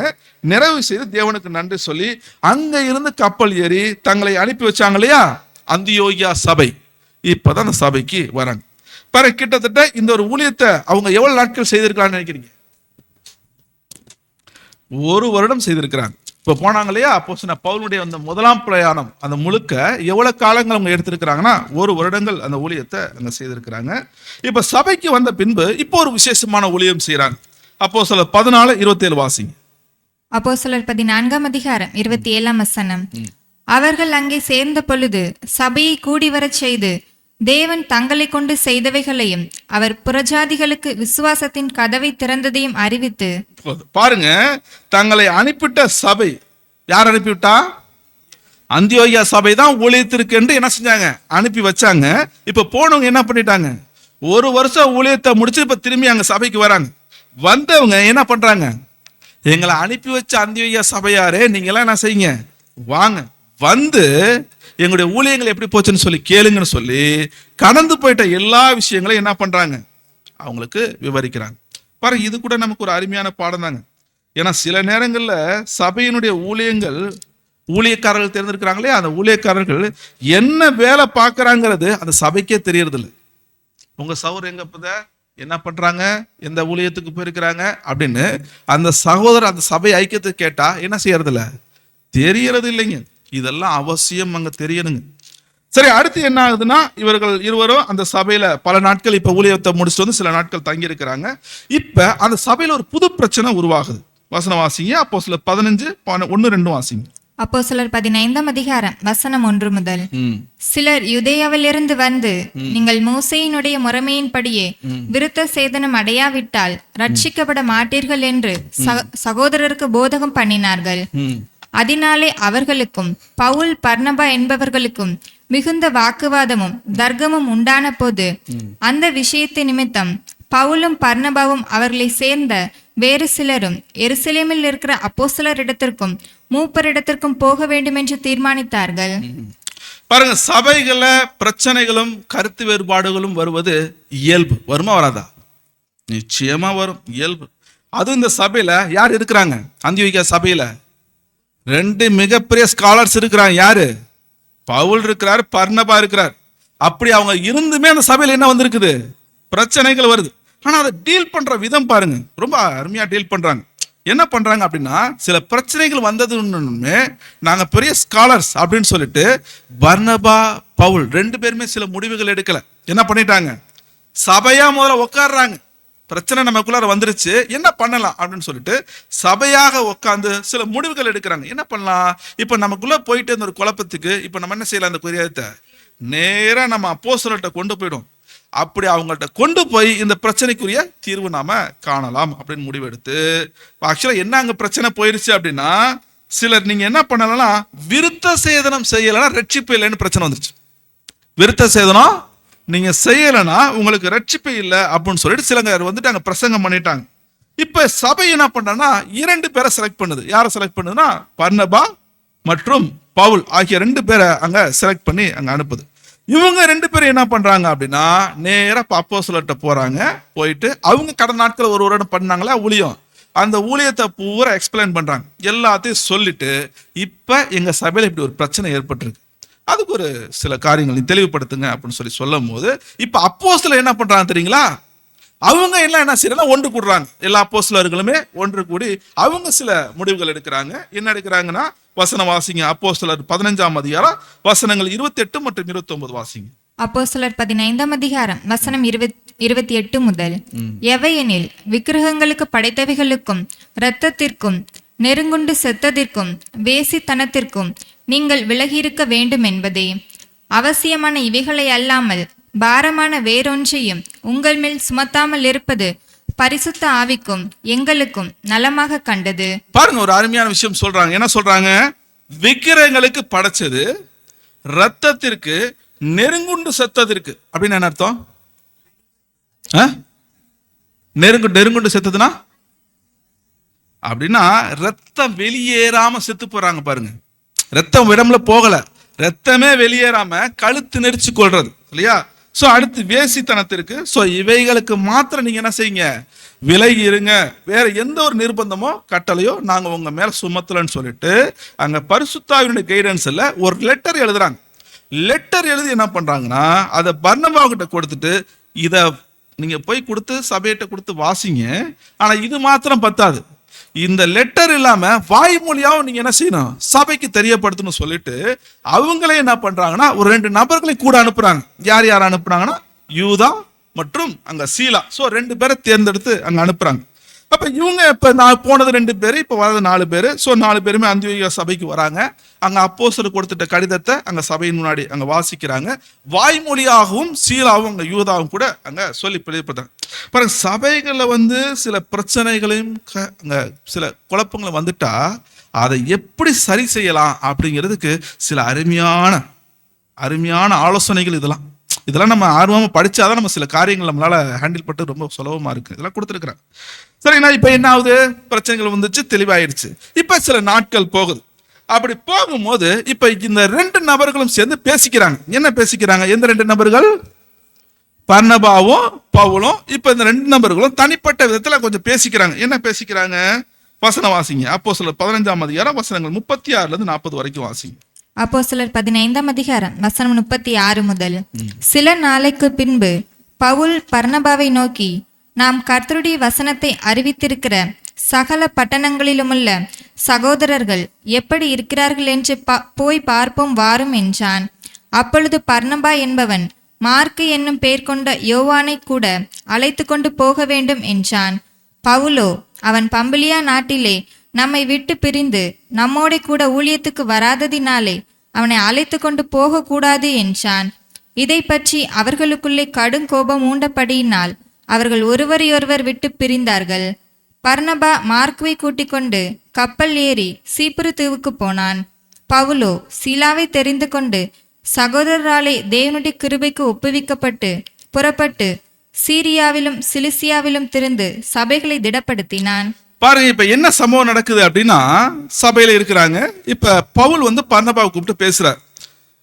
பர்னபா, கடந்த சில நாட்களுக்கு முன்னாடி நம்ம போய் ஒரு இடமெல்லாம் என்ன செஞ்சோம், அநேக பட்டணங்களுக்கு போய் ஊழியங்கள்லாம் பண்ணி வச்சுட்டு வந்தோம் இல்லையா? இப்ப என்ன செய்யலாம், ஏன்னா அவங்க அப்படியே விட்டா சோர்வு போயிடுவாங்க, சரியான வழியிடத்துல கிடைக்காது. நம்ம என்ன செய்யலாம், திரும்பி அந்த பட்டணங்களுக்குலாம் போவோம். போயிட்டு அவங்களாம் எப்படி இருக்கிறாங்க என்ன ஏதுன்னு விசாரித்துட்டு மேலும் சத்திய ஆலோசனை கொடுத்துட்டு வரலாம் அப்படின்னு சொல்லிட்டு பவுல் பர்னபா கிட்ட சொல்றார்.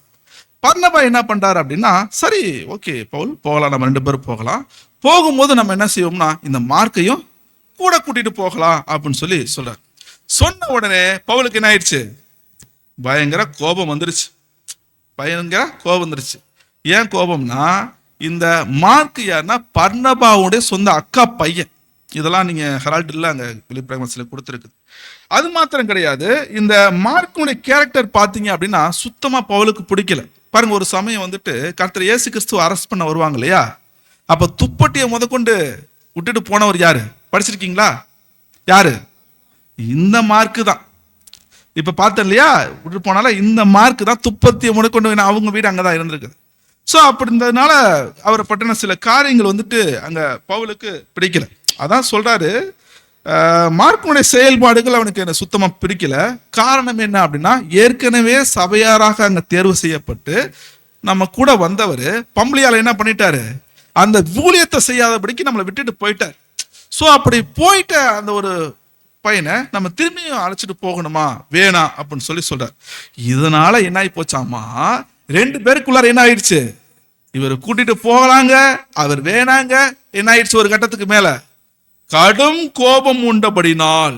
கடும் கோபம்னா எப்படி, கோபம் இல்ல, கடும் கோபம் அப்படின்னா என்ன, கடும் கோபம்னா இன்னும் என்ன செய்யல, கத்தி எடுத்து சண்டை தான் போடல இல்லையா, இல்ல கை கலப்பு தான் இல்ல, அந்த அளவுக்கு என்ன இருக்கு அவங்களுக்குள்ளார, கடும் கோபம் உண்டபடினால் அவர்கள் என்ன பண்ணிட்டாங்க, ஒருவரை ஒருவர் விட்டு பிரிந்தார்கள். பர்னபா என்ன பண்ணிட்டாரு, மார்க்கை கூட்டிக்கிட்டு கப்பல் ஏறி சீப்ரு தீவுக்கு போயிட்டாரு. பவுலை என்ன பண்ணிட்டாரு, சீலாவை தெரிந்து கொண்டு சீரியா தேசத்துக்கு போறார். பாருங்க, இத்தனை வருடங்களா அவர்கள் எவ்வளவு அருமையான நண்பர்களா இருந்தாங்க இல்லையா, இவ்வளவு அருமையான நண்பர்களாக இருந்து இத்தனை வருடங்கள் ஊழியங்கள் பண்ணும்போது எந்த இடத்துலயாவது அவர்களுக்குள்ளார சண்டை இருந்துச்சா, வாக்குவாதம் இருந்துச்சா இல்லையா, எதுக்காக கோவப்பட்டு அடிச்சுக்கிட்டாங்களா, பொறாம இருந்துச்சா, எதுவுமே இல்லை. ஆனா இந்த விஷயம் என்ன விஷயம், ஒரு சின்ன விஷயம், அற்ப விஷயம். ஆனா இதுக்காக என்ன பண்ணிட்டாங்க, அவர்களுக்குள்ள இருந்த அந்த சகோதர சிநேகத்தை விட்டு என்ன பண்ணிட்டாங்க, பிரிஞ்சு போயிட்டாங்க. மேலும் பாருங்க, அப்போஸ்தலனாகிய பவுல அங்க ஆதியில அப்போஸ்தலத்துல அறிமுகப்படுத்துதல இருந்து 2வது இந்த அந்தியோகிக்கு கூட்டிட்டு வந்து பவுலுக்கு ஊழியத்தினுடைய வாய்ப்பை ஏற்படுத்தி கொடுத்ததுல இருந்து முழுக்க முழுக்க பிரதானமான ஒரு ஊழியக்காரனாக இருந்து செயல்பட்டது யாரு, பர்னபா. அப்ப இவ்வளவு பெரிய மனுஷன் இந்த அளவுக்கு ஊழியத்தினுடைய வாய்ப்பை நமக்கு ஏற்படுத்தி கொடுத்திருக்கிறான்னு சொல்லிட்டு பர்னபா சொன்னதை பவுல் கேட்டிருக்கணுமா வேண்டாமா, கேட்டிருக்கணுமா வேண்டாமா, கேட்டிருக்கணும். ஆனா என்ன பண்ணல, கேட்கல. சரி, அதை இங்கிட்டு வாங்க. பவுல் என்ன பண்ணாரு, கிட்டத்தட்ட ஒரு வருடமா கூடவே இருந்து வழி எடுத்திருக்கிறா இல்லையா, பார்த்திருக்கிறா இல்லையா, இதெல்லாம் யார் பார்த்துக்கிட்டே இருக்கிறா, பர்னபா பார்த்திருக்கிறா இல்லையா. அப்ப இவ்வளவு பிரமாண்டமான அற்புதமான ஊழியத்தை பவுல் செய்திருக்கிறான்னு சொல்லும் போது பவுல் சொன்னதை பர்னபா கேட்டிருக்கணுமா இல்லையா, கேட்டிருக்கணும். ஆனா என்ன பண்ணல, கேட்கல. பாருங்க, இப்படி 2 பேருமே சண்டை போட்டு பிரிஞ்சு போனதுக்கு அப்புறம் பவுல பட்டின ரெக்கார்டு நமக்கு இருக்குதா, பவுல பட்டின ரெக்கார்டு நமக்கு இருக்குதா, இருக்குது. பர்னபா பட்டின ரெக்கார்டு நமக்கு இருக்குதா, இல்ல. இப்ப சொல்லுங்க, இந்த இருவர்ல யார் தேவ சித்தம் செய்தது, பவுலா பர்னபாவா, நல்லா யோசிச்சு சொல்லுங்க.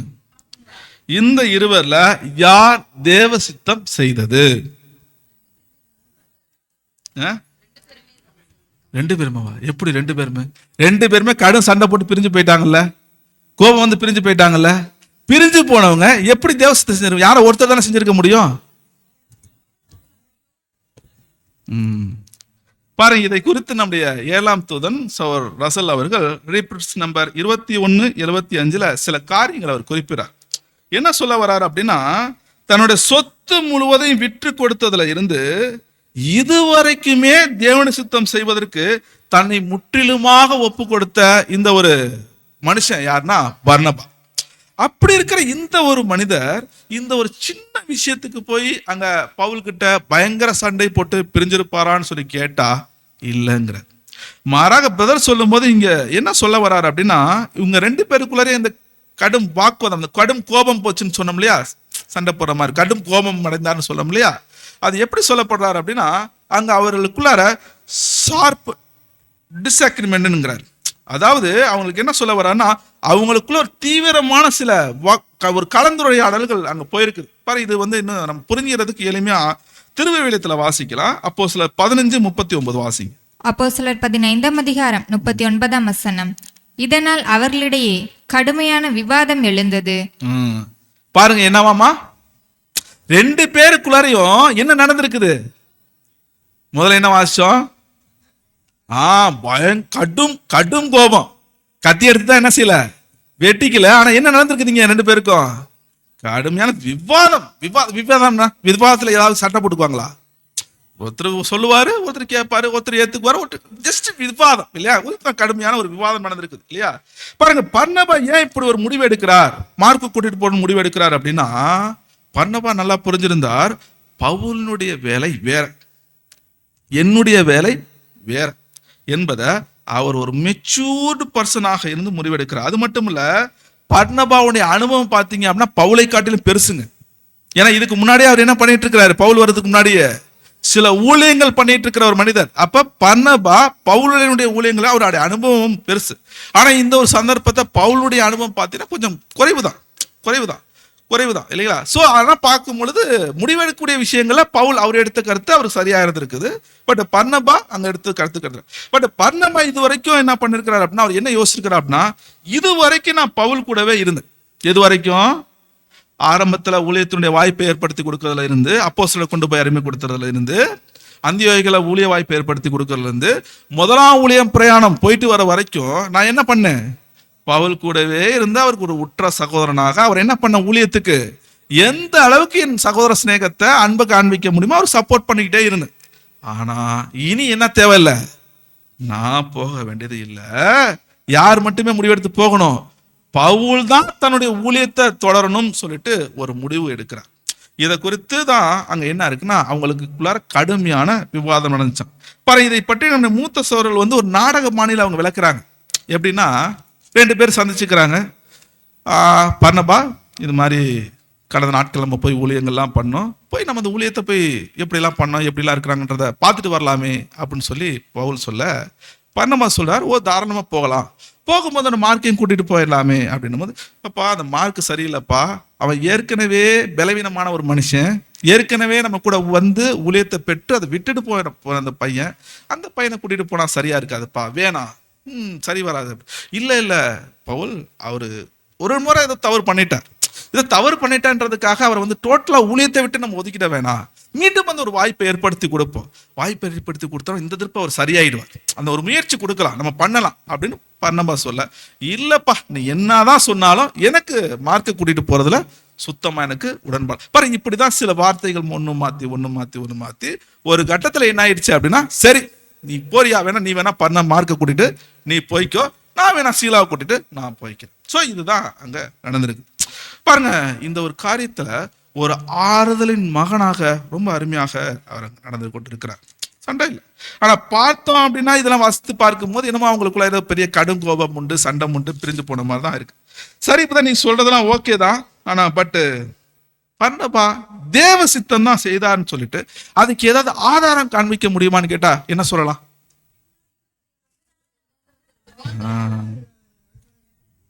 பாருங்க, அதுக்கு யாரை வச்சு கண்டுபிடிக்கலாம்? இந்த மார்க்கை வச்சுதான் கண்டுபிடிக்கலாம். பாருங்க, புதிய ஏற்பாட்டுல எழுதிட்ட முதல் சுவிசேஷம் எது? மார்க்கு சுவிசேஷம். பாருங்க, ஒரு காலத்துல தன்னுடைய உயிருக்கு பயந்து துப்பட்டியே விட்டுட்டு போனவர் இல்லையா? பம்பிலியாவுல பவுலையும் பர்னபாவையும் விட்டுட்டு ஓடினவர் தான் இந்த மார்க்கு சுவிசேஷத்தை எழுதியிருக்கிறார். படிச்சு பார்த்தோம்னா எப்படி இருக்குது? மற்றதெல்லாம் அதிகாரங்கள் நிறைய இருக்கும், படிக்க போயிட்டே இருக்கும். ஆனா மார்க்ல எப்படி இருக்கு? இருக்கிறதுல குறைந்த அதிகாரங்கள், ஆனா விஷயம் பாருங்க ரொம்ப பெருசா இருக்கும் இல்லைங்களா? ரொம்ப சுருக்கமா எழுதப்பட்டிருக்கு. பாருங்க, ஒரு காலத்துல ஊழியத்தை விட்டுட்டு ஓடி போன மனுஷன் தான், ஆனா இன்னைக்கு தேவனுடைய ஒரு மிகப்பெரிய கருவையாக எழுத்தாளராக சுவிசேஷத்தை எழுதும்படியாக தேவன் கொண்டு வந்திருக்கிறார். அப்படின்னா இத தேவ சித்தம் இல்லாம செய்திருக்க முடியுமா? நிச்சயமாக முடியவே முடியாது. அப்ப கர்த்தரை பற்றின சுவிசேஷம் எழுதக்கூடிய அளவுக்கு அவர் வளர்ந்திருக்கிறார் அப்படின்னா அதுக்கு யார் காரணம்? அவர் வளர வைத்ததுல முயற்சி எடுத்தது யார் காரணம்? பர்னபா. அப்ப அந்த பர்னபா இந்த மார்க்கு தேவ சித்தத்துக்கு ஏதுவா எப்படி வளர்த்தெடுத்திருப்பார்? பவுலை எப்படி ஊழியத்துடைய வாய்ப்புல அவர் வளர்த்தெடுக்கக்கூடிய ஒரு வேலையை செய்தாரோ சேம் வேலையை தான் யாருக்கிட்டே அவர் பண்ணிருக்கிறாரு, மார்க்கிட்டையும் அவர் பண்ணிருக்கிறார் இல்லைங்களா? சப்போஸ் ஒரு வேலை பர்னபா மார்க்குவை கூட்டிட்டு போகாம விட்டுட்டு தான் வச்சுருங்க, மார்க்கு நிலை என்ன இருக்கும்? அவ்வளவுதான், ஒரு வாய்ப்பு இல்லை, அவர் அவ்வளவுதான், அவருடைய விதை முடிஞ்சிருக்கு இல்லையா? அப்ப இந்த மார்க்கு பர்னபா கூட இருக்க வேண்டும் என்பது யாருடைய சித்தம்?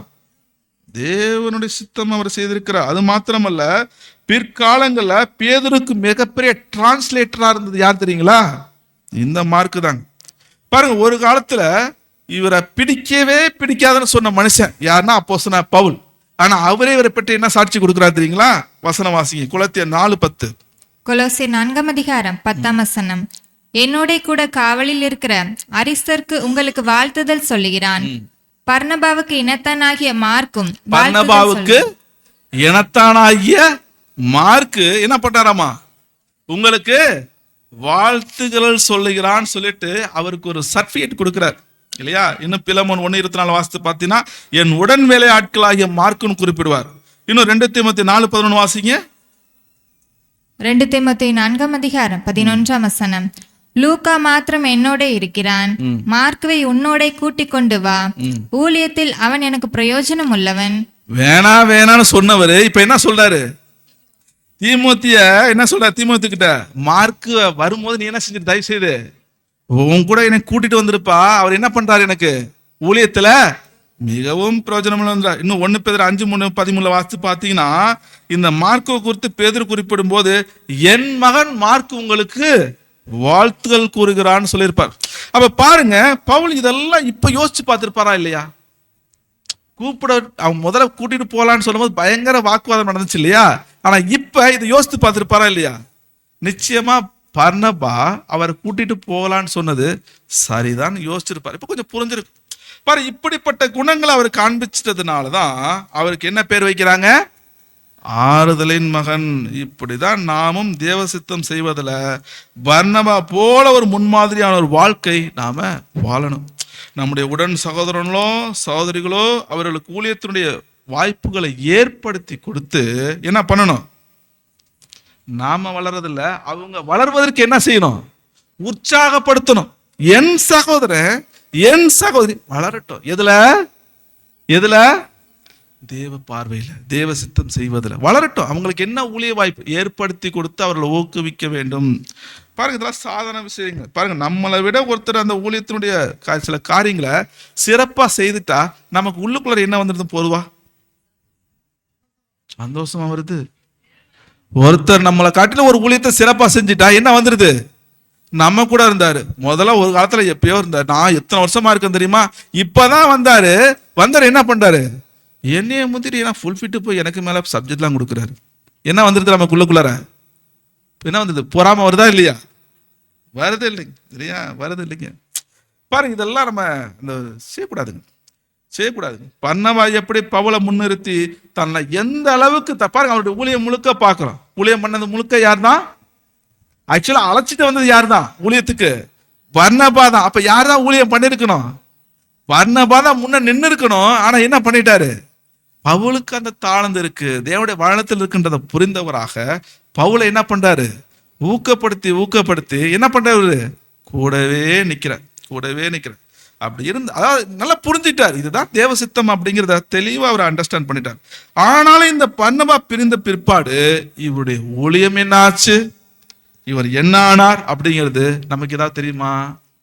எதுவுமே தெரியல. பாருங்க, இதை குறித்து நாம தியானிக்கும் போது பர்னபாவுடைய இந்த தெய்வீக அழைப்பானது ஒரு ரிலே ஓட்டம் மாதிரி.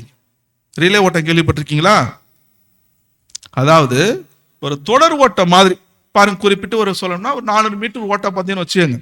அந்த 400 மீட்டர் ஓட்ட பத்தியத்துல மொத்தம் 4 பேர் ஓடுவாங்க. அதாவது ஃபர்ஸ்ட் ஒருத்தர் 100 மீட்டர் ஓடணும், அடுத்து ஒருத்தர் 100 மீட்டர் ஓடணும், இப்படியே தொடர்ந்து ஓடணும்னு வச்சுக்கோங்க. இதுல ஃபர்ஸ்ட் ஒருத்தர் 100 மீட்டர் ஓட்டத்தை முடிச்ச உடனே அடுத்து என்ன பண்ணுவாரு? அடுத்த ஸ்டிக்கை அடுத்த 2வது கொடுத்து அவரை ஓட வச்சிருவார். இவருடைய வேலை என்ன ஆகும்? முன்னாடி போனா நின்றுடுவார் இல்லைங்களா? ஃபர்ஸ்ட் ஓடுவார் இல்லையா? அதாவது தன்னுடைய இலக்கு வந்த உடனே அடுத்தவர்கிட்ட ஒப்படைச்சுக்கிட்டு அவர் நின்றுவார். இதுதான் ஃபாலோ பண்ணிருக்கிறார். யார் ஃபாலோ பண்ணிருக்கிறார்? பர்னபா பண்ணிருக்கிறார். தேவன் அவருக்கென்று கொடுத்துட்டு அந்த ஊழியத்தை அவர் ஆரம்பிக்கிறார். இந்த ஊழியத்துல இன்னொருத்தரையும் வளர்த்து விட வேண்டிய பொறுப்பு அவருக்கு கொடுக்கப்படுது. யாரை வளர்த்து விடணும்? பவுலை வளர்த்து விட வேண்டிய பொறுப்பு யார் கொடுக்கப்படுது? பர்னபாவுக்கு கொடுக்கப்படுது. அப்படி கொடுக்கப்படும் போது அவர் என்ன பண்ணிட்டாரு? ரொம்ப நேர்த்தியா செய்தாருங்க.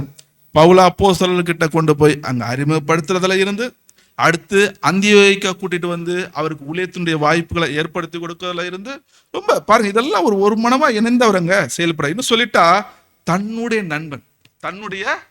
நண்பன் தேவனுடைய வேலை செய்கிறதுல தன்னை விட அவர் அதிகமா வேலை செய்யும் போது அவருக்கு அதிகமான ஆவியை கொடுத்திருக்கிறாங்கிற போது இந்த ஒரு விட்டு கொடுக்கிற கேரக்டர் இருக்கு பாருங்க, அது ரொம்ப அவர்கிட்ட அபிரிதமாக செயல்பட்டுச்சு. என்னுடைய ஊழியம் வேற, பவுலுடைய ஊழியம் வேற. ஸோ அப்படி என்கிறத நன்கு அவர் புரிந்தவராக, அவருக்கு மிகப்பெரிய ஊழியங்களை அங்க தேவன் வைத்திருக்கிறார் அப்படிங்கிறத புரிந்தவரங்க செயல்பட்டார். இவருடைய வாழ்க்கையில இவருக்கு கிடைச்சிட்ட அந்த ஒரு அனுபவங்கள் இன்றைய கடைசி காலத்துல வாழக்கூடிய ஒரு நமக்கு ஒரு மிகப்பெரிய ஒரு பாடம். ஒரு வசனம் வாசிக்க முடியுமா? ரோமர் 12:10. ரோமர் 12ஆம் அதிகாரம் 10ஆம் வசனம். சகோதர சிநேகத்திலே ஒருவர் மேல் ஒருவர் பட்சமாயிருங்கள், கனம் பண்ணுகிறதிலே ஒருவருக்கொருவர் முந்திக் கொள்ளுங்கள். பாருங்க, கர்த்தருடைய போதனை நமக்கு என்னன்னா, நீங்க யாரையும் நீங்க சிநேகிக்கணும், சத்துருவே சிநேகிக்கக்கூடிய அகாப என்ப அன்பு கடைபிடிங்கிறது. ஆனா நம்ம சத்துருவை என்ன செய்யறோம்? சத்துருவே சிநேகிக்கோம்னா அதை காட்டில் நம்முடைய உடன் சகோதர சகோதரிகளை என்ன பண்ணணும்? அதிகமான அன்பு காண்பிக்கணும் இல்லையா? அந்த சகோதர சிநேகம் சாதாரண விஷயம் இல்லைங்க. அந்த சகோதர சிநேகம் ஒவ்வொரு ஐக்கியத்திலையும் காணப்படும். அது ரொம்ப முக்கியமான விஷயம். அது மிக முக்கியமாக ஒவ்வொரு ஐக்கியத்திலையும் காணப்பட வேண்டிய ஒரு மிக முக்கியமான குணலட்சணம். அந்த சகோதர சிநேகத்துல நம்மிடத்துல இருந்து சில அனுபவங்கள் கடந்து போகும். அந்த அனுபவங்களை நாம ஒவ்வொருவரும் புது சிருஷ்டியின் வளர்ச்சிக்கு எதுவாக அங்க பயன்படுத்தும். ஸோ அதுக்கு ஒரு அருமையான ரோல் மாடல் தான் இந்த பர்னபா மற்றும் பவுலுடைய அனுபவங்கள். இது என்று நமக்கு ஒரு சகோதர சிநேகத்துக்கு ஒரு அருமையான சாட்சியாக தேவன் அங்க பதிவு செய்திருக்கிறார். இவைகளே இன்று தேவன் நமக்கு கொடுத்துட்ட ஒரு அருமையான ஒரு படிப்பினையாக பாடமாக நம்ம கற்றுக்கொள்கிறோம். பொறுமையாக கேட்ட உங்கள் யாவரையும் தேவன் நாமே ஆசீர்வதித்து வளர்த்துவாராக. ஆமென்.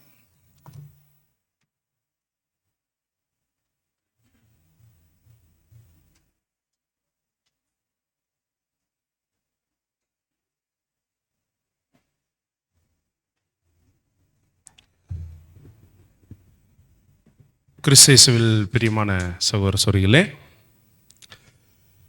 உங்கள்கிட்ட ஒரு கேள்வி கேட்கலாமா? கரெக்டாக தான் சொல்வீங்கன்னு நம்புகிறேன். பர்னபா பவுல் 2 பேர்ல யார் சரி? ஆ 2 சரியா? பர்னபா தான் சரியா? இப்போ நீங்கள் கரெக்டாக சொல்லணும். ஆக்சுவலாக இவருடைய ஊழியத்தினுடைய அந்த ஒரு கண்டிஷன் எப்படி அப்படின்னா, பவுலோடையது அவர் டைரக்டாக ஆண்டவராக இயேசு கிறிஸ்து அவருக்கு அதிகமான ஒரு வியூ பாயிண்ட் எப்படி இருந்துச்சுன்னா, பிரசங்கிக்கணும், சபைகள் ஏற்படுத்தணும், சபைகள் சரியாக இருக்கணும், சபையில் ஒழுங்குகள் கரெக்டாக இருக்கணும், இப்படி யோசிச்சுட்டே போகிறாரு. அப்படி பார்க்கும்போது ஊழியத்தில் இப்போ யார் நம்மளோட இந்த சபைகளை ஸ்திரப்படுத்துறதுக்கு சரியாக இருப்பா அப்படின்னு பார்க்கும்போது ஜான் மார்க்கை நினச்சி பார்க்குறாரு. ஜான் மார்க் 2 இடத்துல மிஸ் ஆகுறாரு. ஒன்று கெத்செமனேல, இன்னொன்று இடையில இந்த அந்த ஒரு சிட்டியில். ஸோ இப்போ என்ன நினைக்கிறாருன்னா, ஜான் மார்க்கை மினிஸ்ட்ரி கொண்டு போனோம்னா ஜான் மார்க் திருப்பி ஓடிட்டாருன்னா என்ன பண்ணுறதுன்னு நினைக்கிறார். ஸோ பவுல் யோசிச்சது கரெக்ட். இப்போ இவர் யார் அப்படின்னு பார்த்தீங்கன்னா, பர்னபா அவருடைய ஸ்டைல் எப்படின்னா, அவர் ஆறுதலின் மகன். ஆக்சுவலாக அவருடைய ஊழியம் எப்படின்னா, அவர் என்ன பண்ணுவார்னா, எங்கேயோ இருக்கிற பவுலை போய் கூட்டிகிட்டு வருவார், சவுலை போய் கூட்டிகிட்டு வருவார். அப்போஸ்தலத்தை என்ன பண்ணுவார், இன்ட்ரடியூஸ் பண்ணுவார், கூடயே போவார். ஃபஸ்ட்டு பர்னபா பவுல், பர்னபா சவுல், பர்னபா சவுல் இடத்துல திருப்பி இப்போ பேர் எப்படி வருதுன்னா, பவுல் பர்னபான்னு வரும்போது அங்கேயும் எப்படி இருப்பார்? ஏன்னா அவருடைய ஊழியம் என்னன்னா சப்போர்ட்டிங் மினிஸ்ட்ரி. இந்த சப்போர்ட்டிங் மினிஸ்ட்ரி பண்ணிக்கிட்டே இருப்பார். கல்லை கொண்டு தூக்கி எரிஞ்சப்பையும் கூட அவரை கூட்டிகிட்டு போனதும் யார் தான்? பர்னபா. இப்போ இவருடைய மினிஸ்ட்ரி என்னன்னா சப்போர்ட்டிங் மினிஸ்ட்ரி, அதாவது ஒருத்தரை சப்போர்ட் பண்ணி அவரை ஆறுதல் படுத்துகிற விஷயம். இப்போ இவரால் ஜான் மார்க் வெளியே போகிறத பார்த்துட்டு சும்மா இருக்க முடியாது. புரியுதுங்களா? ஸோ இப்போ பவுலும் கரெக்டு தான், பர்னபாவும் கரெக்ட் தான். அந்த 6ன்ற நம்பரை போட்டு பார்ப்பாங்க தெரியுமா? அந்த பக்கம் ஒருத்தர் நிற்பாரு, இந்த பக்கம் ஒருத்தர் நிற்பாரு. இவருக்கு 6ஆ தெரியும், அவருக்கு என்னவா தெரியும்? 9ஆ தெரியும். 2 பேருமே கரெக்டாக சொன்ன மாதிரி தான் கணக்கு. இப்போ இந்த இடத்துல ஒரு கடுமையான ஒரு ஷார்ப் டிஸ்அக்ரிமெண்ட் வந்துச்சு இல்லையா அவங்க கிட்ட, வாக்குவாதம், பிரிஞ்சு போனாங்க இல்லையா? அந்த இடத்துல எப்படி இருந்திருக்கும்? பிரிஞ்சு போனதுக்கு அப்புறம் என்ன யோசிச்சிருப்பார் பர்னபா பவுலை பத்தி? என்ன யோசிச்சிருப்பாரு? எதுவும் நினைச்சிருக்க மாட்டாரா? ஒண்ணுமே நினைச்சிருக்க மாட்டாங்களா? பர்னபா பவுலை பத்தி ஒண்ணுமே நினைச்சிருக்க மாட்டாரான்னு கேட்கிறேன். பவுல் பர்னபா பத்தி ஒண்ணுமே நினைச்சிருக்க மாட்டாரா? ஆ ஓ ஆ அப்படின்னு நினைச்சிருப்பாரா? இல்ல இல்ல, அந்த கடுமையான விவாதம் வந்துச்சுல, அந்த மூமெண்ட்ல எப்படி இருந்திருக்கும் மைண்ட்? ஸ்ட்ராங் டிஸ்அக்ரிமெண்ட் வந்திருக்கு, பிரிஞ்சுட்டு இருக்கிறாங்க. இப்போ இந்த இடத்துல அந்த மனநிலையை நீங்க கவனிச்சு பார்க்கும்போது எப்படி எடுத்துக்கணும் அப்படின்றதுக்கு ஒரு சின்ன ஒரு 2 நிமிட கதை ஒன்று சொல்றேன். ஒரு போட் வந்து ஆற்று குறுக்கே வந்து ஒருத்தர் ஓட்டிட்டு போயிருந்திருக்கிறாரு. எகித்த மாதிரி ஒரு போட் வந்திருக்கு. ஒதுங்கி போன்னு இங்க இருந்து என்ன பண்ணியிருக்கிறாருன்னா சத்தம் போட்டிருக்கிறாரு. அந்த போட்டு வந்து ஒதுங்கி போல, மறுபடியும் என்ன பண்ணிருக்காரு, வழியை பார்த்துட்டு வான்னு என்ன பண்ணிருக்காரு, மறுபடியும் என்ன பண்ணிருக்காரு, சத்தம் போட்டிருக்கிறாரு. அந்த போட்டு ஒதுங்கி போன மாதிரி இல்லை, வந்து மோதிருச்சு. மோதினோனி பயங்கர கோவம். ஏன்னா ஒதுங்கி போன்றாரு, வழியை பார்த்து போன்றாரு, உனக்கு கண்ணு இல்லையான்னு கேட்கிறாரு. ஆனா வந்து போட்டு என்ன ஆயிடுச்சு, மோதிருச்சு. மோதினோனி இவர் போய் என்ன கேட்கிறாரு அப்படின்னா, யார் அவருன்னு பார்த்துட்டு போயிடலான்னு பார்த்தா ஆக்சுவலா அது ஒரு எம்டி போட். அந்த போட்ல ஆளே இல்லை. உடனே இவருக்கு எப்படி இருந்திருக்கும், இவர் தனக்கு தானே சிரிச்சுக்கிட்டாரு. ஐயோ, ஒரு எம்டி போட்டை பார்த்து நம்ம என்ன பண்ணியிருக்கிறோம், கத்திருக்கிறோமே அப்படின்னு. ஒரு சில நேரம் நம்மளை மோதக்கூடிய ஒரு நிலைமை யாருக்காவது இருந்துச்சுன்னா அது ஒருவேளை எம்டி போட்டா இருக்கலாம். நான் சொல்றது புரியுதா? அதாவது அறியாமையிலையோ, ஒரு நிபந்தனையின் அடிப்படையிலையோ, ஒரு சூழ்நிலையின் அடிப்படையிலையோ நம்மளை வந்து மோதி இருக்கலாம். ஆனா நம்ம எம்டி போட்டா நினைச்சிட்டோம் அப்படின்னா ஏதோ ஒரு கண்டிஷன்ல வந்து மோதிருச்சு. ஆனா அது ஒண்ணுமே கோவப்படுறதுக்கு ஒண்ணுமே இல்லை. இப்படி நம்ம எடுத்துக்கிட்டோம் அப்படின்னா நம்ம லைஃப் எப்படி இருக்கும் அப்படின்னா ரொம்ப சந்தோஷமாவே இருக்கும். இந்த இடத்துல எந்த ஒரு கிரீவன்ஸும் நம்மளுடைய இருதயத்துல இருக்காது அப்படின்றத நம்ம பார்க்குறோம். அறியாம செஞ்சிருக்கலாம், அல்லது ஏதோ ஒரு நிபந்தனை அடிப்படையில் செஞ்சிருக்கலாம், ஒரு சூழ்நிலையின் அடிப்படையில் செஞ்சிருக்கலாம். இப்போ ஜான் மார்க் ஏன் போனார், ஜான் மார்க் ஏன் போனார் அப்படின்னா வரலாற்று ஆய்வாளர்கள் ஒரு 5-6 ரீசன்ஸ் கொடுக்குறாங்க. ஒன்று, அந்த அவங்க போகிற அந்த பாதை வந்து ரொம்ப கடுமையான முட்கள் நிறைந்த கற்கள் நிறைந்த பாதையாக, அச்சுறுத்தல் நிறைந்த பாதையாக இருந்திருக்கலான்றாங்க. செகண்ட் பாயிண்ட், அவர் ஹோம் சிக்னஸ் இருக்குன்றாங்க. அம்மாவை பார்க்க போறதுக்காக அவர் என்ன பண்ணிருக்கலாம், போயிருக்கலான்றாங்க. 3வது, லீடர்ஷிப் வந்து அவர் ஏற்றுக்கலன்றாங்க. பர்னபா சவுல்னு சொல்லிட்டு அதுக்கடுத்து என்ன சொல்ல ஆரம்பிச்சிட்டாங்க, பவுல் பர்னபான்னு சொன்னோன்னே என்ன நம்ம மாமாவை தான் முதல் சொல்லணும், இப்போ அடுத்து யாரை சொல்ல ஆரம்பிச்சிட்டாங்க, இப்படி சொல்ல ஆரம்பிச்சிட்டாங்களே அப்படின்னு நினைச்சேன். இப்படி நிறைய காரணங்கள் சொல்றாங்க. ஆனா அன்புக்குரிய சொல்லி அது என்ன காரணமாக இருந்தாலும் அது அறியாமையிலாக இருக்கலாம், ஒரு நிபந்தனையின் அடிப்படையிலாக இருக்கலாம், ஒரு சூழ்நிலையின் அடிப்படையாக இருக்கலாம். ஆனா நாம் அதை எப்படி தான் எடுத்துக்கணும்னா ஒரு எம்டி போட்டா தான் எடுத்துக்கணும்.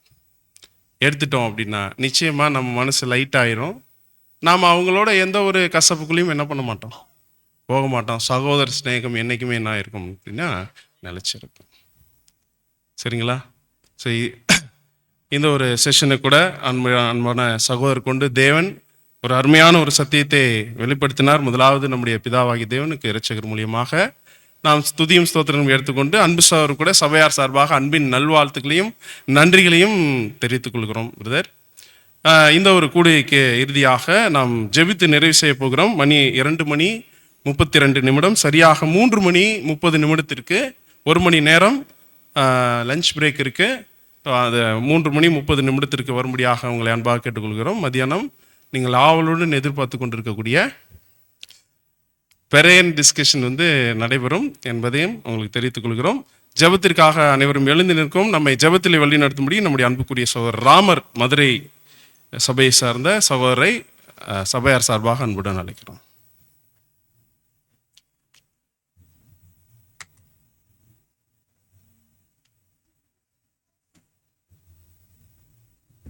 ஜெபம் செய்வோம். இஸ்ரவேலின் துதிகளுக்குள் வாசம் செய்கிற எங்கள் பரிசுத்தமுள்ள தேவனே, இந்த கூடுகைக்காக உமக்கு நாங்கள் நன்றி செலுத்துகிறோம். நாங்கள் சகோதர சிநேகத்திலே நிலைத்திருந்து உம்மை நோக்கி பார்க்கவும் உம்மை பற்றி அறிகிற அறிவில் வளரவும் ஏற்படுத்தி கொடுத்த அந்த நல்ல கூடுகைக்காக நாங்கள் நன்றி செலுத்துகிறோம். தேவனே, இப்பொழுதும் சகோதர சிநேகத்திலே நிலைத்திருக்க கடவுது என்ற வார்த்தையின்படி நாங்கள் அப்பா கேட்டுக்கொண்ட அந்த 2 பாடங்களுக்காகவும் உமக்கு நாங்கள் நன்றி செலுத்துகிறோம். பர்னபாவும் சவுலும் அப்பா, சகோதரராய் இணைந்து அவர்கள் ஏற்படுத்தின இந்த நல்ல ஊழியத்திற்கும் உமக்கு நாங்கள் நன்றி செலுத்துகிறோம். பரிசுத்த ஆவியினாலே அவர்கள் ஒருவரோடு ஒருவர் அன்பாய் இருந்து கிறிஸ்துவின் நிறைவான ஊழியத்தை அவர்கள் நடத்தி எல்லாவற்றிற்கும் அந்த சுவிசேஷம் சென்று சேரும்படியாக அவர்கள் கொண்டு சென்ற எல்லா சுவிசேஷ ஊழிய பயணங்களுக்காகவும் நாங்கள் நன்றி செலுத்துகிறோம். இப்பொழுதும் கூட நாங்கள் ஒருவர் அன்பில் பட்சமாய் இருந்து கணவனிலே ஒருவர் முந்திக் கொண்டு நாம் இருவரும் ஒன்றாய் இருக்கிறது போல இவர்களும் ஒன்றாய் இருக்கிறார்கள் என்று கிறிஸ்து ஜெபித்த ஜெபத்தின் மூலமாக நாங்கள் ஒன்றாய் இருந்து இப்படியாக கிறிஸ்து எங்களுக்கு சொன்ன எண்ணில் அன்பாய் இருந்தால் என் கற்பனைகளை கைக்கொள்ள கடவீர்கள் என்ற பிரமாணத்தை நாங்கள் நிறைவேற்றி நாங்கள் ஒருவர் அன்பாய் இருந்து இப்படியாக கிறிஸ்துவின் பிரமாணத்தை நிறைவேற்றும்படியாக நீர் எங்களுக்கு ஒவ்வொருவருக்கும் பரிசுத்த ஆவியின் வல்லமையை கொடுத்து வழிநடத்த வேண்டுமாய் எங்கள் இரட்சகரும் எங்கள் மீட்பருமாகிய கிறிஸ்து இயேசுவின் நாமத்தினாலே வேண்டிக் கொள்கிறோம், எங்கள் ஜீவனுள்ள நல்ல பிதாவே. ஆமென்.